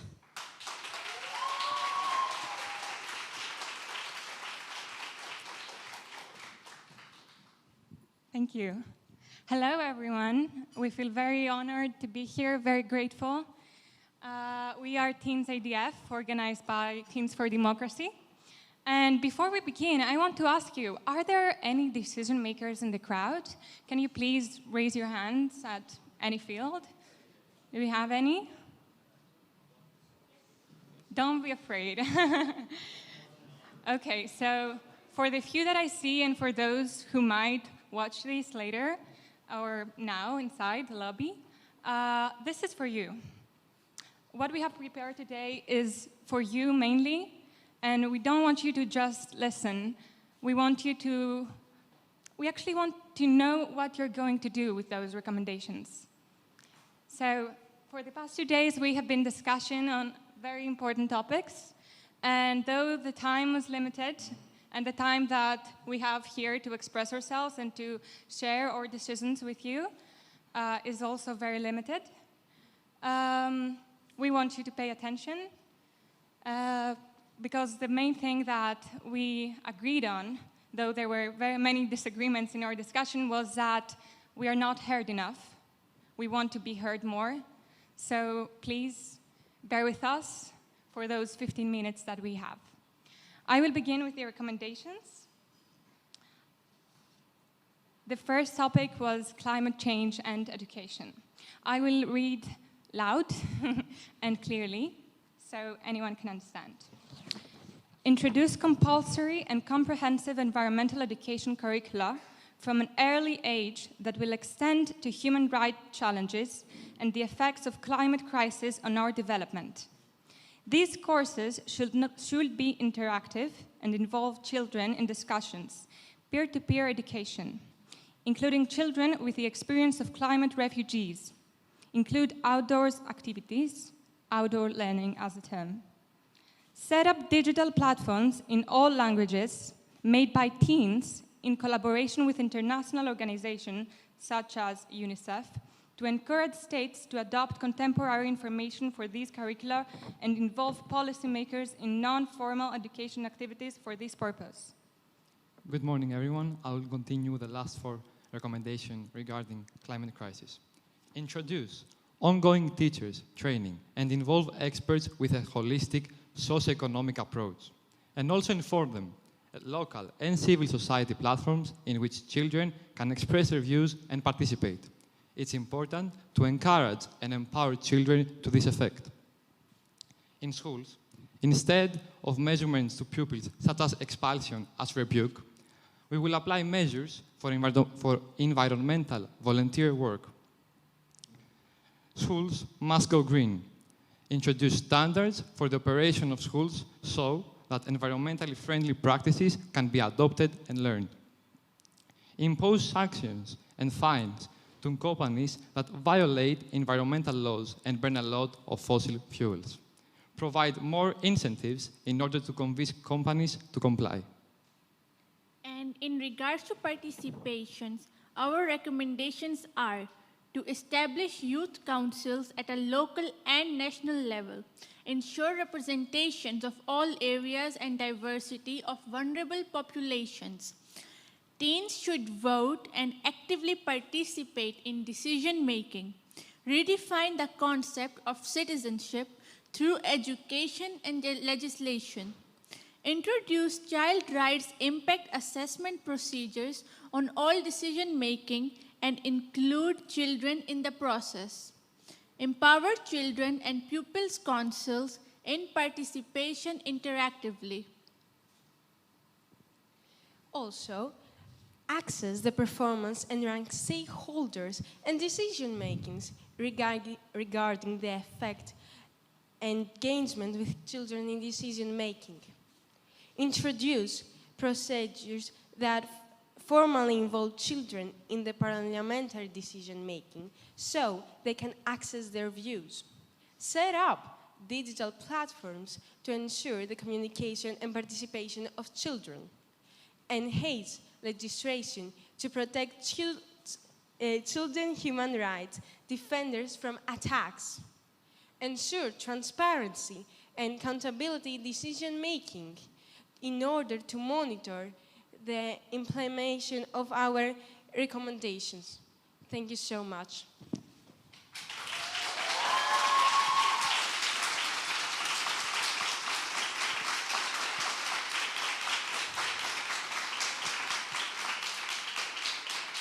These were our recommendations.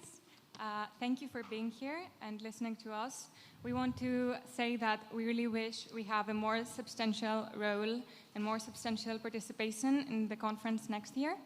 We have a lot to say. We had so much more to discuss. Time was not enough.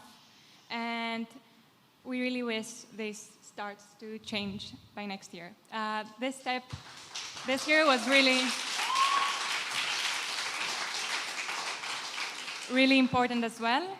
And I think many of us were shocked, at least I was, that for the first time we were so respected and so heard by adults.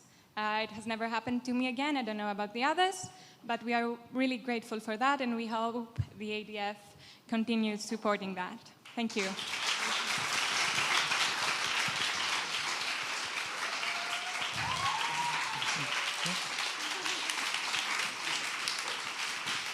Thank you, thank you for injecting such a youthful dimension to our conference, which is very much needed. It's an initiative that we feel very strongly about. We're very grateful to Alexia Papageorgiou and Ines Saltiel that brought me this idea.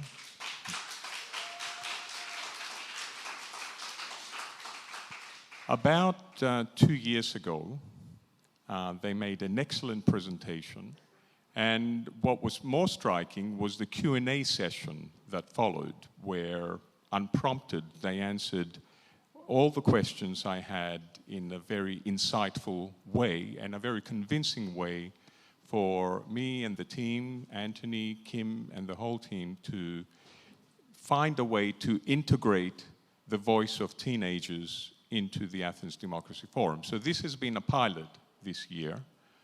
And I think the challenge for us moving ahead is to try and integrate, and I think you mentioned this in your comments, to integrate the teens ADF with ADF as a whole, and we are working on that, and we will continue working with you individually and the founders to find that way, because the ultimate objective here is not just to listen to your voices, but also do something about the things that you say and change the perspective of what the adults in the room think and say. It's bridging the intergenerational gap, and it's creating a bridge. And a bridge, obviously, is two ways. So that's what we're going to do. I'm going to, if you don't mind, it would be interesting if people have questions and for you to answer some of their questions. So is anybody wanting to ask questions or offer comments? And we have one person there. We'll have to share microphones. We're running out of microphones. But.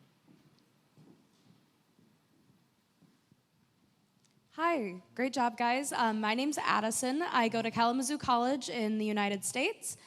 One thing we've seen a lot with youth participation is creating a separate thing for youth, or creating kind of a kids' table. What are your thoughts on the effectiveness of that, or would you prefer a seat at all the tables instead of creating a separate thing just for youth?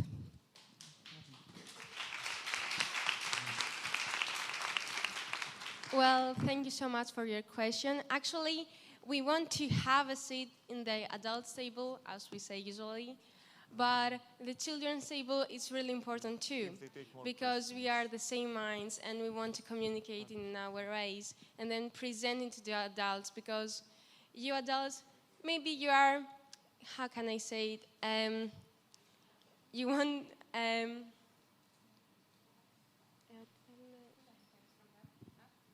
Thanks, Vera. So, firsthand, the adults table is much more fun, and that we realized from coming to see the panel discussions that happened during the ADF. Many of us watched them, and realized how important it is to see your perspectives, for starters, and for you to also see ours. Unfortunately, we didn't have the chance to make questions because there were many people who wanted to make questions, and we're also quite shorter, so we weren't seen. So that's the problem, but we will grow taller. But I think staying in the kids' table is staying in our comfort zone, and I think it offers nothing to the community and nothing to the process of changing. So I think all children are aware nowadays. I think we share very strong opinions, and I think that, okay, we've done the kids' table. We are adolescents now, and it's time for us to hear us. It's time for us to drink wine at your table. So I think that both, maybe to answer to your question, we have the kids' table, we discuss, and then we come to you and we share our opinions, and we discuss, and we have, our opinions have equal value, maybe, to say that. And if I can add...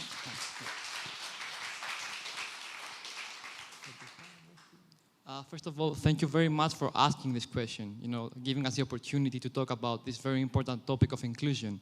And over the course of this forum, I had the opportunity to collaborate with some excellent young people. And I just want to express some of my thoughts. We worked mostly in the hotel next door, King George Hotel. And because we all understand how prestigious this event is, and it's a great opportunity for us to express our minds and thoughts, we would like to interact more with you, starting from next year. But even though that wasn't the case this year, thank you very much once again.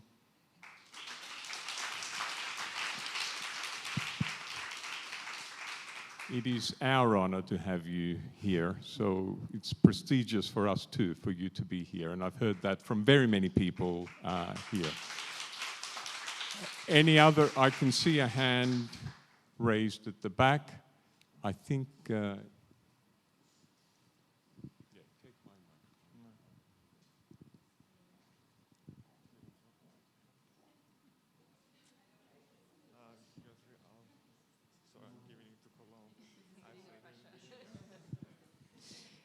Thank you for choosing me.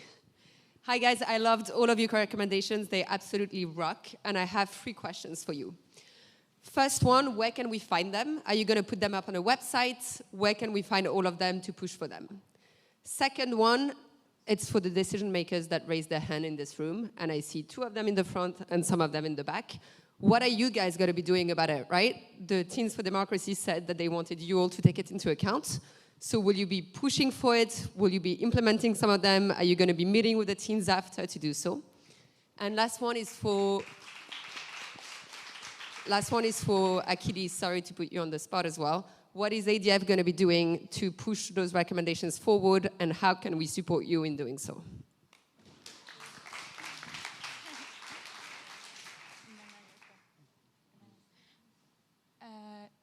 Do you want to reply by any chance? Because I've spoken a lot. Okay.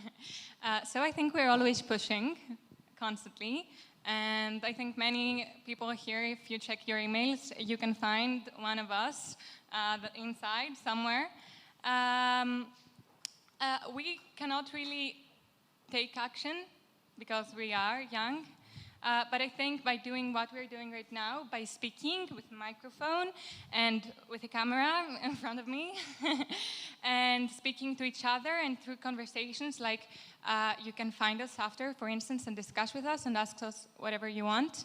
And this is the way we push things, and this is the way we take action, because we don't really have much power at the moment. Through our yes, we will, if they are implemented, we will have more power to actually do things. But for now, anything we can do is just recommend and just talk and talk and talk and talk unstoppably.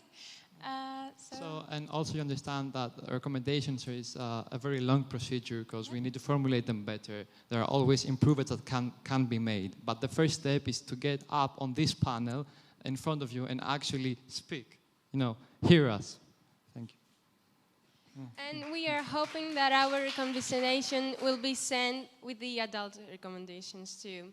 So, because we put so much thought and effort to them, we're hoping that it will be considered too.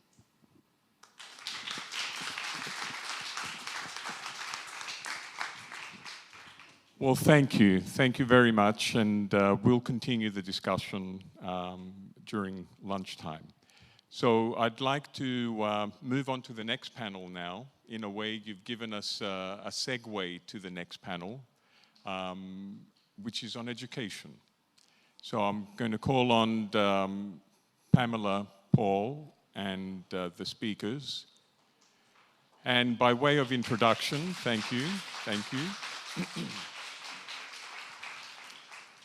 By way of introduction to this, we're coming to a very interesting part. It's the symposium, the lunch symposium. But because and it's sponsored by Taipei University, our partners, that we're working with very closely to develop these projects at the Democracy and Culture Foundation. So we'd like to thank Taipei University. I've heard from the teenagers, the adolescents, even from my own niece when she was a teenager, that the current education system is somewhat of an anachronism.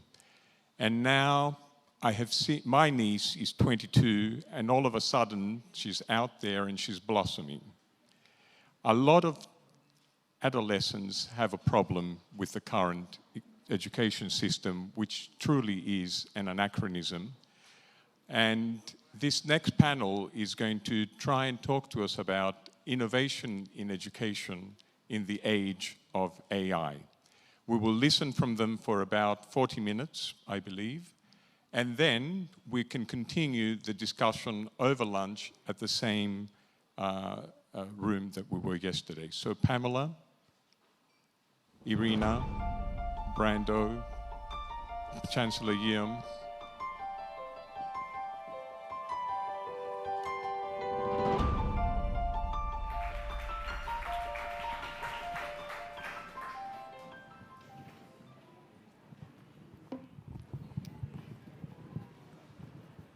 Thank you, Achilles. I'm afraid it's now time for the old people. So we are, for better No problem. Better for worse now at the grown-ups table, but speaking about issues that of course are of paramount importance to young people and to all of us. And in that way, I'd like to start with a little thought experiment. Imagine if you were one of these students, or even younger, and you're looking at the introduction of AI into the classroom, into the education space. As a student of whatever age, what would each of you see as the most interesting or exciting prospect of AI? What would you do knowing that you had AI tools at your hands as a student? And we'll just go down. So Irina, if we could start with you. Well, I think it's an interesting question to put to the young people because we have our own biases and histories and personal experiences. I think I would be mesmerized by it. I would just dive into it, definitely. I would explore all the different dimensions of it. But with my experience now, I will be just a little cautious. We're going to get to the fears. Right. I will just be a little cautious, as I said, with my experience, but otherwise, I think it's just fantastic. All right. Well, I was born and the internet was almost already there, and since I was an elementary school student, I had internet, and that was not a big wonder for me. For others, for sure. While for me, it has been a big change when I had internet on my phone, the smartphone idea and the social network, etc. So I think that if you get that tools when you are a very young student, a primary school student, you will be, yes, dazzled, but immediately you will adapt. That will be your reality. That will be your life. So I think that, in fact, what will happen is that it will become the normal. It will not be such something like I feel today as something that is incredible, what we can do now with AI. And so it will become a normal thing. However, as the systems and the AI in general is evolving so fast, I think someone will, as a student, in changing my levels of studying, primary and middle and high school, it will be completely different. So I think the acceleration will be great, and I will have to learn all the time anyway, the new ways of using AI, which will change over time very quickly. Okay, Royal, you're a student now. Yeah, what would you do? Not a theoretical question. I have an 18-year-old son who started university this year. And this summer, I was reminded how much of a democratizing technology AI is, because he was working in a lab and counting some things on a radiology screen. You just used for his labor. He was literally counting. And with some of these AI models, he and I worked together.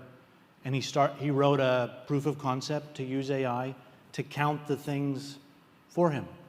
And it was amazing how quickly he could get this to work. So to your point about just jumping in, it's actually remarkably accessible and usable. And I would say kind of exciting time to be a student, frankly. And Jae-ho. Yeah. I'm Jae Young, the president of newly founded in Korea university that is named Taeseo University.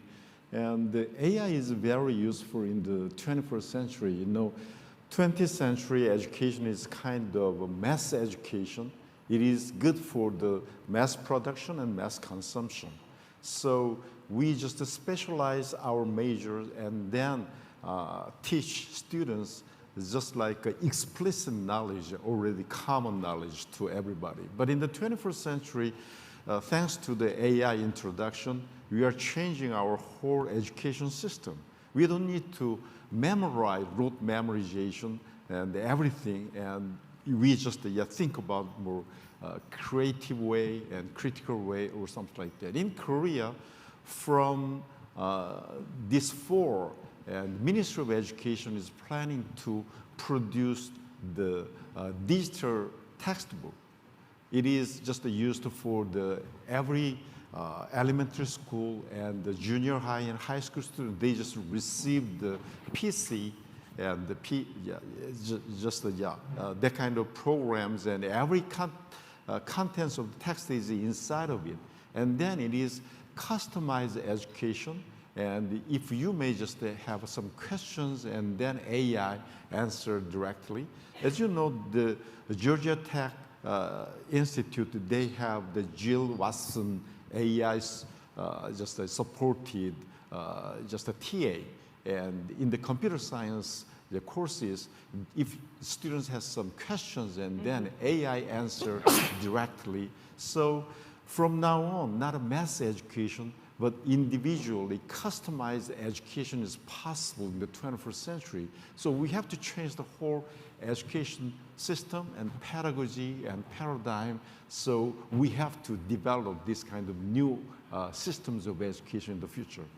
So, Royal, like you, I also have an 18-year-old who just started college, and I think she would be delighted to hand over all of her chem calculations to AI, but unfortunately it's forced to use a very rudimentary calculator. But I thought I'd share the reactions of my kids to AI. My 16-year-old is applying to college and thinks it's incredibly unfair that he's laboring on his college essays, which he considers to be a point of pride, fearing that many other students are frankly going to have their essays written for them by AI tools, and that he'll be at some kind of a disadvantage.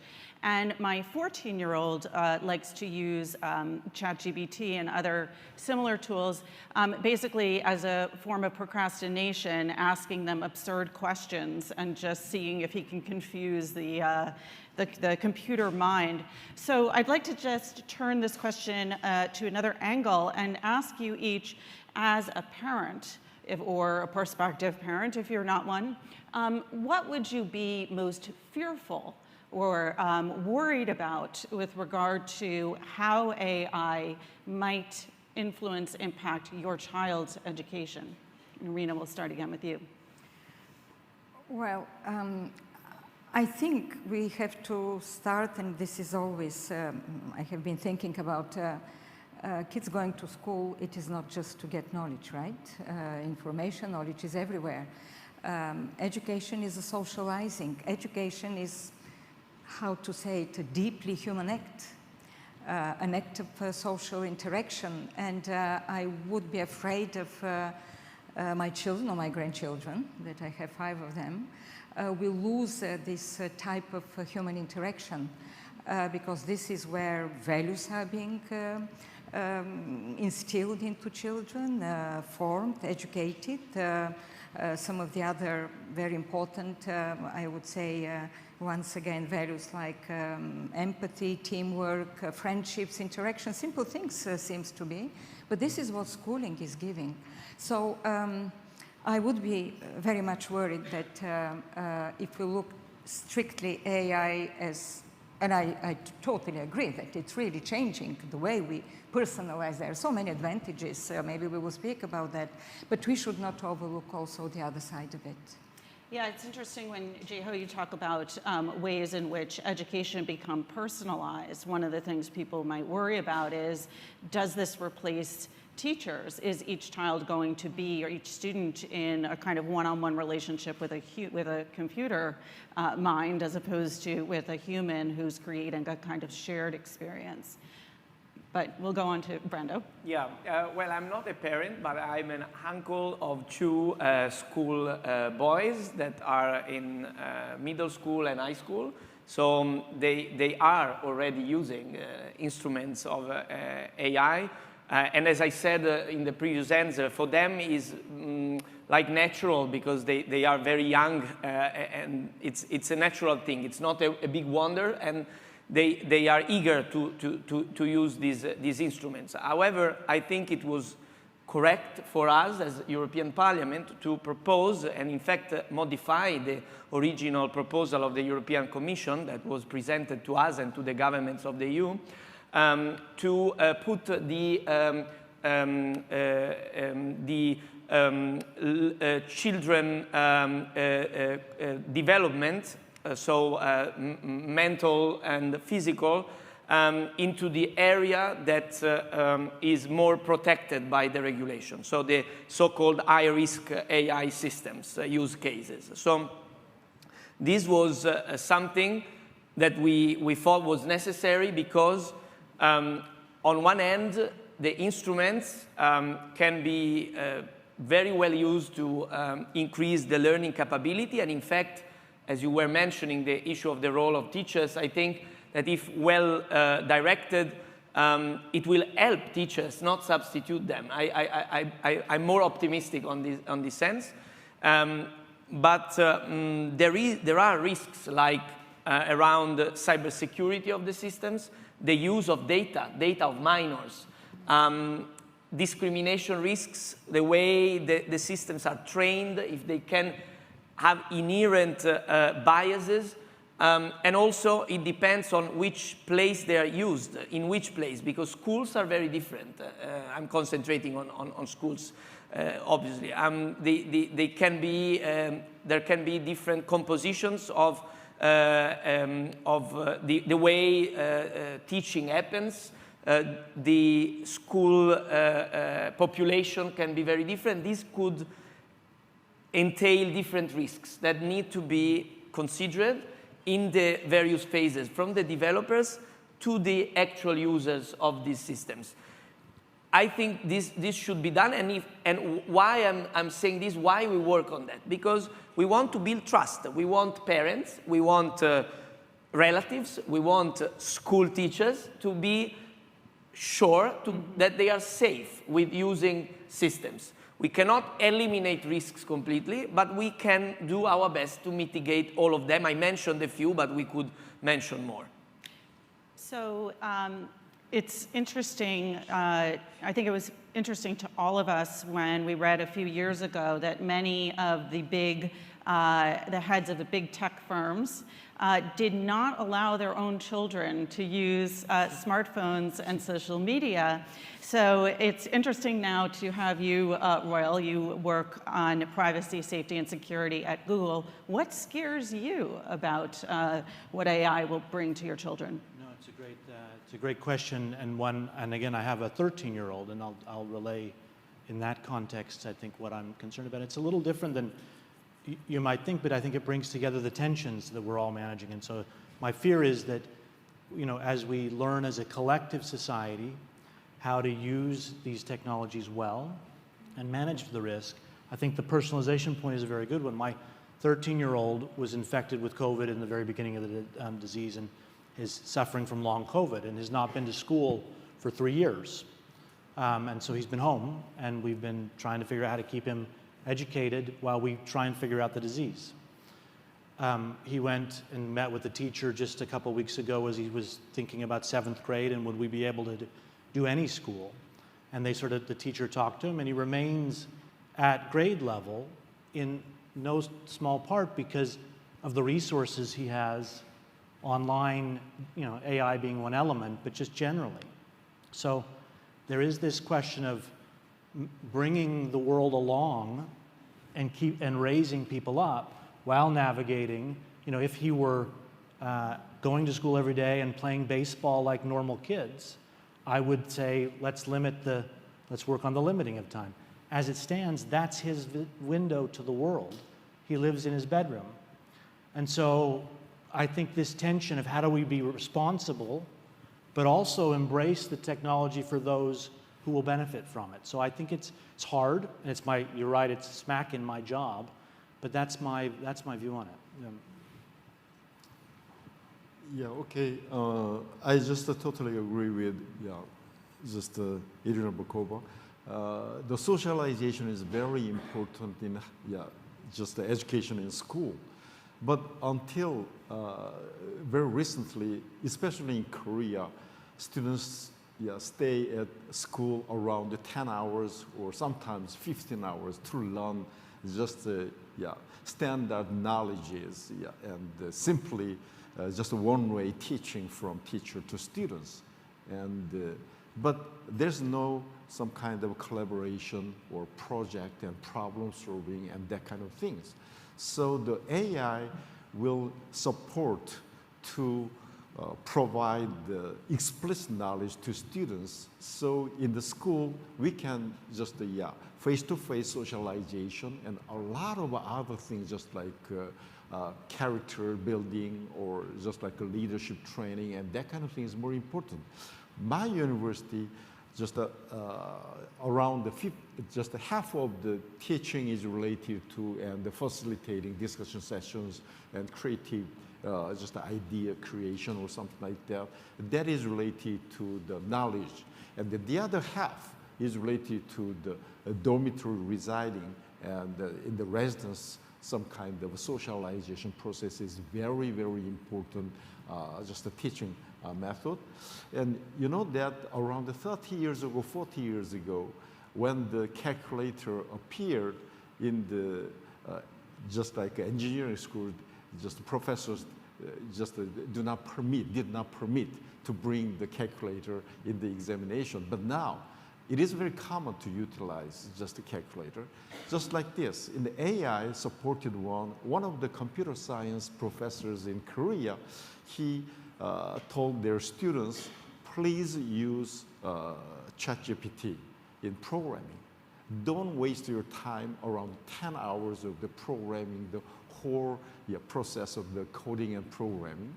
And just think about, use your time in more creative way and raise the questions and leave it to the ChatGPT.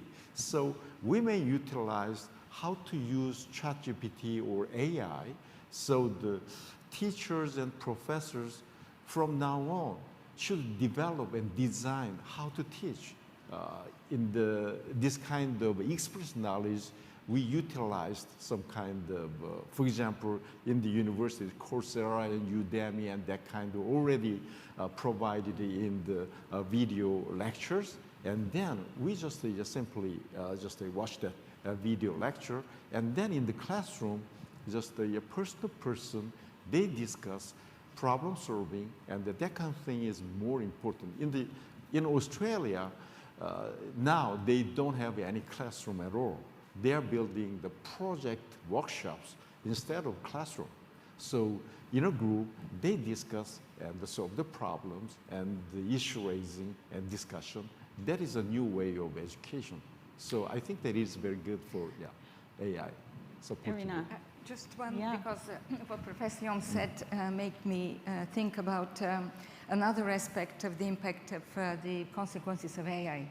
AI made us look at education systems, and to the extent that I have been very much involved in this with UNESCO, to look what we have done right, what we have not done right, to look at these systems, as you mentioned, do kids need to stay there 10 hours or not, how to make this mix of helping teachers, using also technology with some traditional way of thinking. So this really made us rethink, revamp.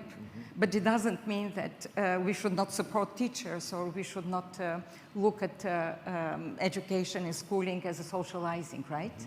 But it made a bigger impact on us changing the way we have done things. Just related to the democracy issues, and until now, we think that school is a place to convey knowledge to students in order to survive in the modern world. But from now on, the function of education should be changed into another way. For example, just like discussion or understand diversity or empathy feelings. And so that is the reason why the Teze University is selecting our students not based on the grade of the high school, but based on their experience as a leader or participating in various occasions of this kind of forum or that kind of things. So the university and the school's function should be changed quite differently in the 21st century.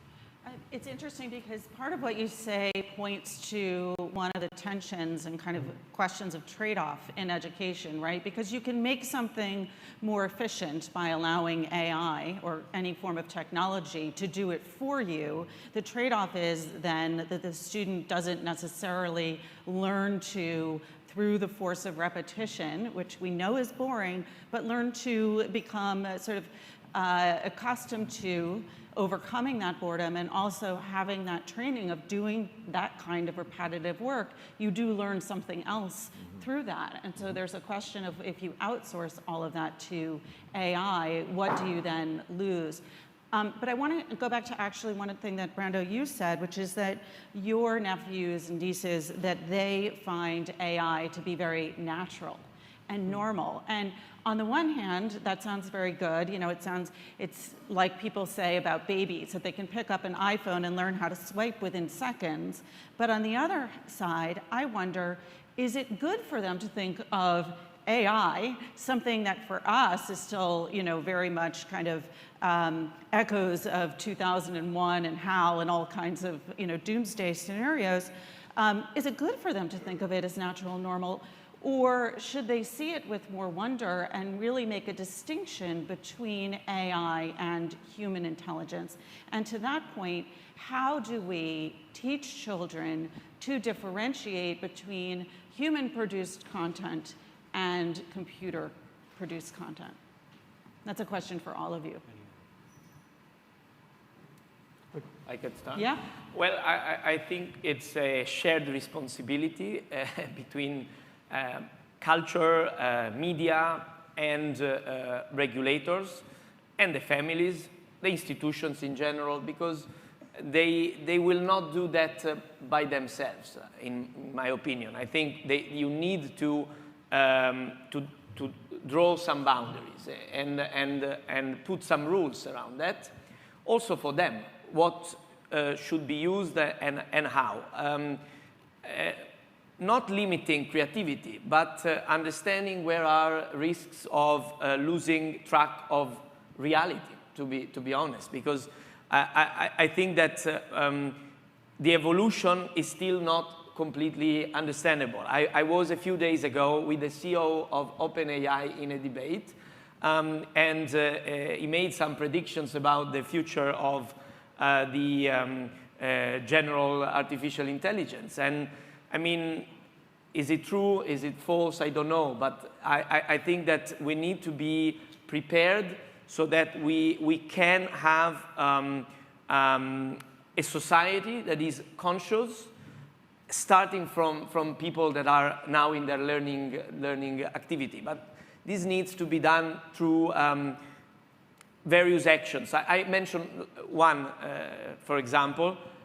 On the regulatory side, if we manage to bind the companies that, and the systems that are, for example, on the generative AI side, to make the content produced by generative AI recognizable, so watermarked or whatever, it's technically complicated, we know, but that would be important. Also, I give you even a more problematic example, the deepfakes problem.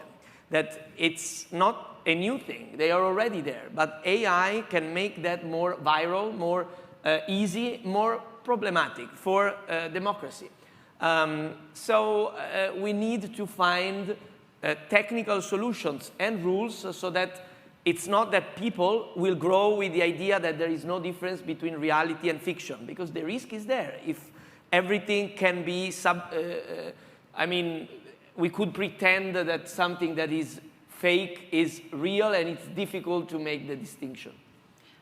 So one of the things with kids, and maybe I'll direct this to you, Royal, is that we know that generally speaking, everything that adults do with technology, kids learn to do much better and to get around it, whether it's a block or any other tool of surveillance.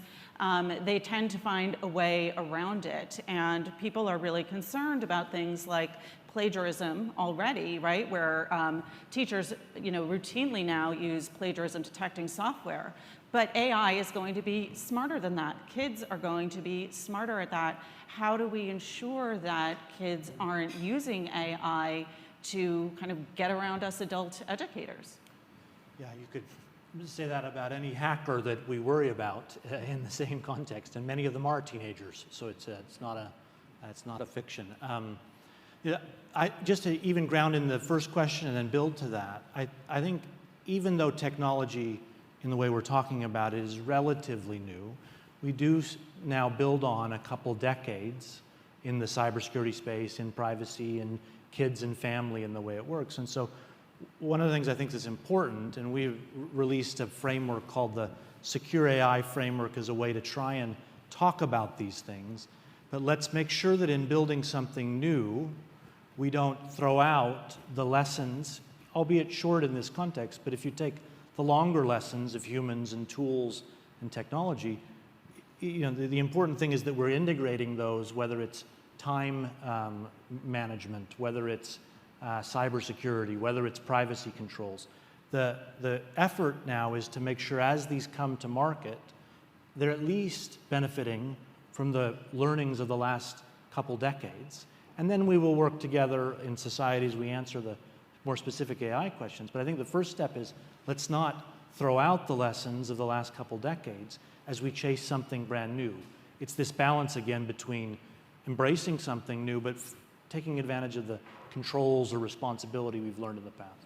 So I want to stay with you, Royal, Yeah. for one other, again, kind of question that might veer a little bit into paranoia, or at least caution. Many children now in school in the US, and I imagine around the world, regularly use Google in terms of Chromebooks that are supplied to schools. There are a lot of questions around security and privacy. What is Google finding out about my child? Because we're using all of the Google spreadsheets, Google Docs, et cetera.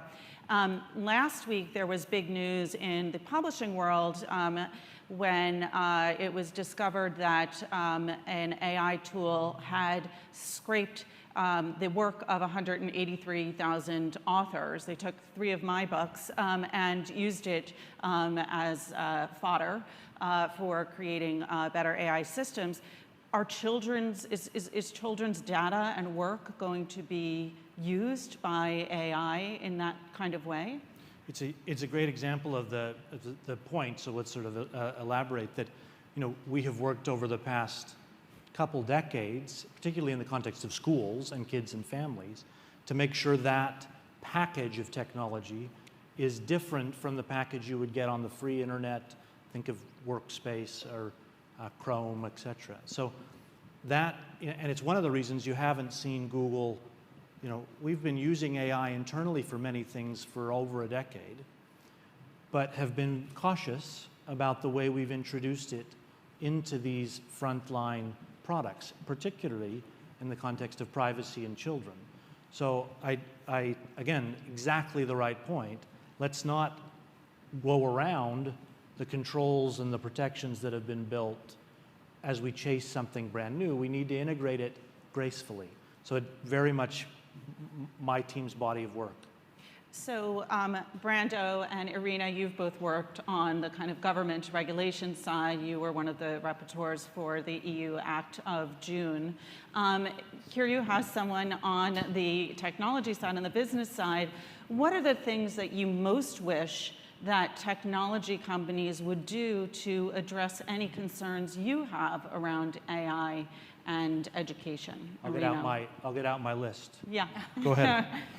No, I think it's very important that there is everybody's around the table, kind of a multi-stakeholder approach. I think everybody, we should not, with all my due respect to Google and to the others, we should not leave everything to you. True. Because it's a societal issue. It's much bigger than that, right? I'm very worried also from that point of view whether AI will bring more equity in education or it will increase the inequity. Whatever we say within countries, universities, broader, and that is why as far as we are fascinated by it, we should still invest a lot, as you said, in teachers, in skills, in human capacity. We have seen with COVID, we thought that we go on the Zoom and everything will be fine, and teachers were lost because they were not supported, they did not know what to do. So now it's a time where we could really look at this. So my first is inequity. And if we look globally, of course, we should know that basic literacy is the foundation of any education there are so many countries that are lagging behind, and this may even increase. So AI should be used to bridge the inequity and not enlarge it. And the other thing, I think Brando mentioned it, biases. I think we should really look at not to entrench biases into AI. We have seen that with women. I think Amazon stopped using AI for recruitment because they started appointing only men. Women were lost. Women were not there because it was the experience before. So we have to be very careful about all these biases. I mentioned women, but there are other biases that may come here. So I completely agree with what was just said, but I add more generally, as I am convinced that we need to strengthen the global governance framework for AI. So I'm really supportive, not just of the work we are doing in Europe, but of the international dialogue that is happening in various fora, OECD, G7, G20, UN. It's going on, and that's good. But some of the big tech developers, with the power they have now around the development of these systems, they could abuse of that in what sense? In the sense that some parts of the world have less economic power, less market power than, for example, Europe is trying to say, if you want to operate in our market, which is important for you, you have to follow these rules. I think it's not the same for all the parts of the world, and as today we are talking about children, so I think everyone can agree that these are vulnerable subjects. I think it's important that the big developers, the big tech, they adhere to the principle that even when they are operating where the political power, the economic power is less in terms of discussing or bargaining or imposing to them a rule, they should defend a minimum set of human rights, starting from the children, which is not obvious if no political authority is limiting you in what you can do, for example, on the data that you just mentioned as a topic. Because we are in a world where power sometimes is the only language. We try to make rules and institutions with our democratic systems, but where the imbalance of power is there, we need to have responsibility and ethics. And so this is what I would ask to them. Yeah, I mean, two thoughts on it. I think it is a great set of topics. One, but I think even the context, and I'm thrilled to be with you all in this context. Look, 20 years ago, I mean, I had to buy suits to go to these things because I'm an engineer. We have a job to do to protect people. But over those 20 years to this point, there have been more and more forums where we are out talking as technology has become more normalized across many different industries. And I hope our presence and my team, people who are not trained in the governance forums of the globe, there's a way to be at the table while these things are worked out. And I think it can go both ways in the sense of we learn from each other, the hands-on tech experience with the policy work. So I think that's a trend you see. And then I would just also comment on the bias. It's a very good point. And in fact, one of our deepest partnerships with academia, and I think this is where many of these questions, the back and forth with universities on how to train with bias and with many parts of the world involved. These are hard problems to get right so that you're neither paternalistic about it, but you also enable. So I think the academic world actually has a ton to offer us in that area. Before I get to questions from the audience, I want to ask one last question, switching topics for a moment. Of course, we're all afraid that the machines are going to take away jobs, but perhaps some jobs we might be happy to take away. And one of the reasons behind the increased cost of education, of higher education, particularly in the US, is due to bloated administration. And that's one area where people foresee possible efficiencies coming from the use of AI. So perhaps as the founder of a new university, you can talk a little bit about what you see as the opportunities there. Yeah. Well, in the long run, in the long-term perspective, I'm very optimistic to utilize the digital technology and AI. Just like atomic energy, if we are using it as an atomic power plant, it is very useful. But if we are using it as a weapon, it is a very serious disaster for the humankind. So we have to, how to utilize it very, just the best way is very important. For example, if we are adopting this kind of new technology by way of AI and e-book and all digitalized, our cost of running the library is almost 2% of the traditional universities, because we don't need many librarians, we don't need any library buildings, and they just check out the books and the e-journal and e-books directly from the publishers or something like that. So the cost is almost 2%. And also we don't have any just the facilities for campuses and no gyms, because we can utilize public library and public gym and health training centers or something like that in the city. So that is some kind of a common economy, and we just share and just use it. So that in the digital era, and we can just cost down just the university tuition, and probably just 10% or 20%, that will be enough. And also we recruit our professors from all over the world. They teach in their own home by way of just like remote, just lecturing and facilitating the just classes.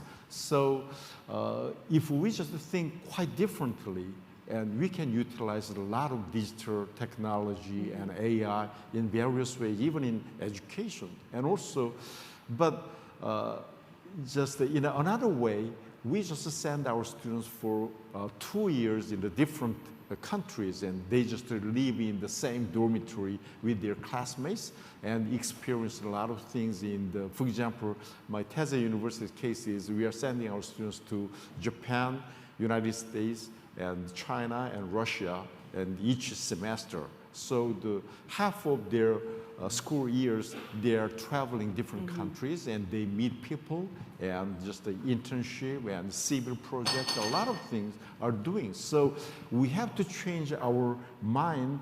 Just simply university and the school is teaching some common knowledges, but experience and socializing is another perspective of the schooling. And also, as I said before, explicit knowledge we can just acquire from AI-aided programs and that kind of things. So educational system should be changed quite differently in the 21st century. Well, thank you all for tolerating my human-generated questions. Before I open it up to the broader audience, are there any students from Teens for Democracy who have questions? I'll start with the young woman up here.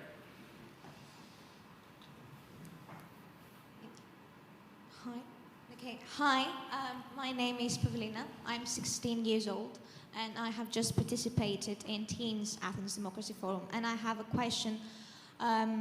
So AI, as we all know, uses a huge amount of data, information, pictures, and articles that already exist in order to predict, in a way, the future, in order to create new things, but always based on the old ones.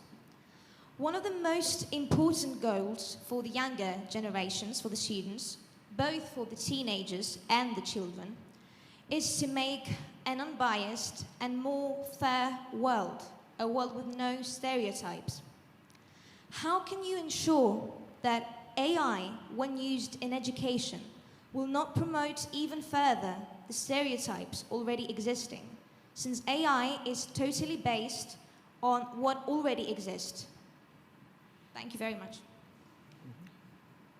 I think just to build off of the brief exchange, because I think it's a longer example of exactly what we're working on in the responsible AI category. And if you look at our sort of principles, it's exactly the spirit of how we're developing these tools internally. And I do think there's a role, though, for the society at large and academics to help figure out, because you're right, you don't have all the data that you would, what is the perfect set of data? Even to start with, that question is a hard one to answer. And just to give you one sort of slight question or sort of angle that makes it even trickier that might be helpful is to detect abuse, these models need to know abuse. And so there have been efforts along the way where we would strip out certain types of content from the training, and then it was unhelpful when used to try and detect and respond. So there are, this is a multi-leveled problem where it needs to know about the problems to be identified and used, but then you need to protect them with layers as you go up. So again, we're learning as we do this together, but we're trying to be responsible and not rush it into all places and all times as these problems are worked out. I think your points are very well taken. Speaking in any sense, but think with your own minds, be ahead of it, not run after it.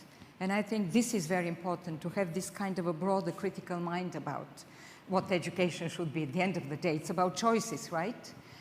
You have to know how to make your choices in life, in skills, in your professional life, in your personal, civic life, and everything. So be ahead of it, but not behind it. I know we're out of time, but I do want to let one other student here up in front ask a question. In the last years, we've heard a lot of things about AI. We've seen it used from the school system against the students, from the students against the school system. Is it better for the school system to adapt with AI, or to change completely to help with the AI problem? Someone want to take that? Brando? I think a lot of changes will happen, but still today, if you think how you use computers, internet for schools, I mean, it has already changed a lot. I think the changes will need to be, however, implanted in a basic principle. The fact that we want a school that is bridging gaps, that is giving opportunities for everyone. If we keep our principles clear, then we see how we could use positively AI and what limits to put. And also I want just to comment on the previous one on one point, because you asked about the discriminations and the biases. I think it's important that especially you young people, real young people, because sometimes they tell me I'm a young politician, but yeah, they are the young ones. You need to believe in democracy, which means, and we must not turn our backs to you, we must make it work, but to believe in it means also that you need to believe that we can put rules to that. It's not just that we ask them to do things, but cooperating, discussing, we also say you must do things this way, otherwise you will not do it, because you are creating an excessive damage to our society. Obviously, this is a difficult balance, which means cooperation, dialogue, also bridging principles with technical feasibility, which is not easy, and that's why we need to have a strong discussion with those that develop AI. But the democratic principle is that the rules are made by those that are the actors of society, which are citizens. They must be able to have a say on what is good and what is bad for them, and not just good maybe for profit or for a private interest. So I'm going to nominate perhaps this panel to be the first panel next year to be integrated with the kids table.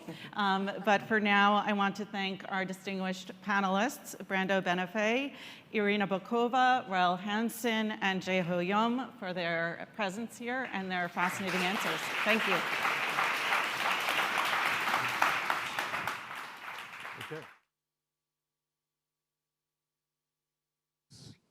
Thank you, Pamela. And you're on. I think, Kim, do you agree with Pamela that this is You do agree.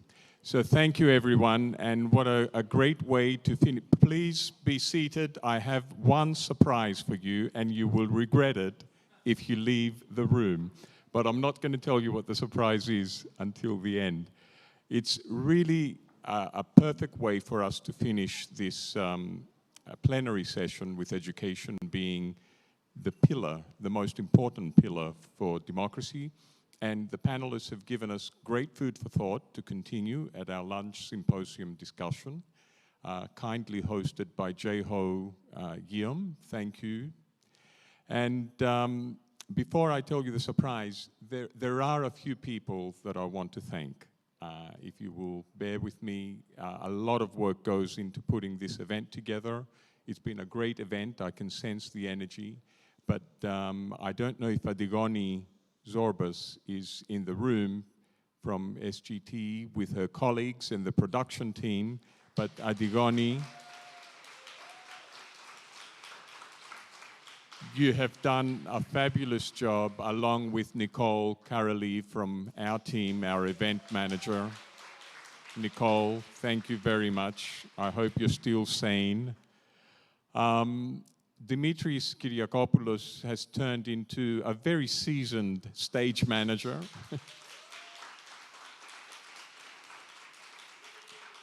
Elena Macri is somewhere, our general manager, who is our do in our Think Talk Do.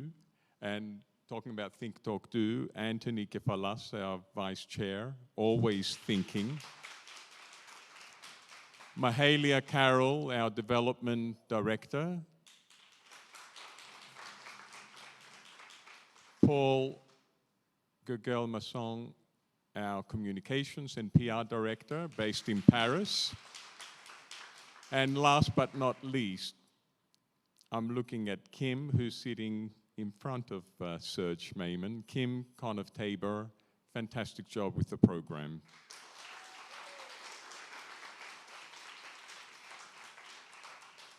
When I am lost with words, I call on poetry.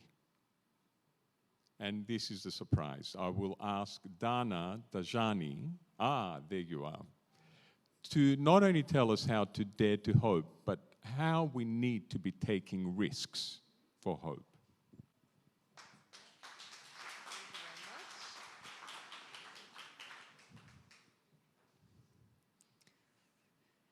If you don't risk anything, you risk more. Because then, what has your life been for? No risk, no pain, no love, no gain. Each day just more of the same, mundane. As the suns set and the moons wane, will you build a legacy in your name? Because your skin was made to scab, meant to heal. You were built to try, meant to feel. Explore the worlds within and without. Make bold choices, banish doubt. You see, the risk itself is the reward. Put it all on the line. Feel open with no guard. Scale a mountain on your own. Courage is a love affair with the unknown. And when you find your way back home and safely, you'll understand what it means to be free, the freedom to give it all, to lose the certainty. Well, that is the gift of being me. Because if you never try, then you'll never know. Then you'll never have scars to show. Then you'll never know how far you'd go with all the skills you've come to know.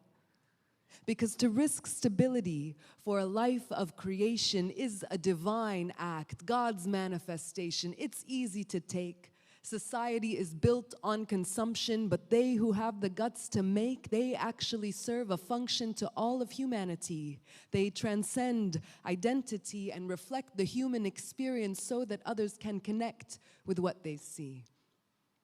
Art helps us feel understood by our community so that we can feel love and empathy, and we risk comfort to create and share as passionate, powerful human beings. Because your skin was made to scab, meant to heal. You were built to try, meant to feel. If you don't risk anything, you risk more. Because then, what has your life been for? Athens Democracy Forum 2023 delegates, what is your life for? Thank you.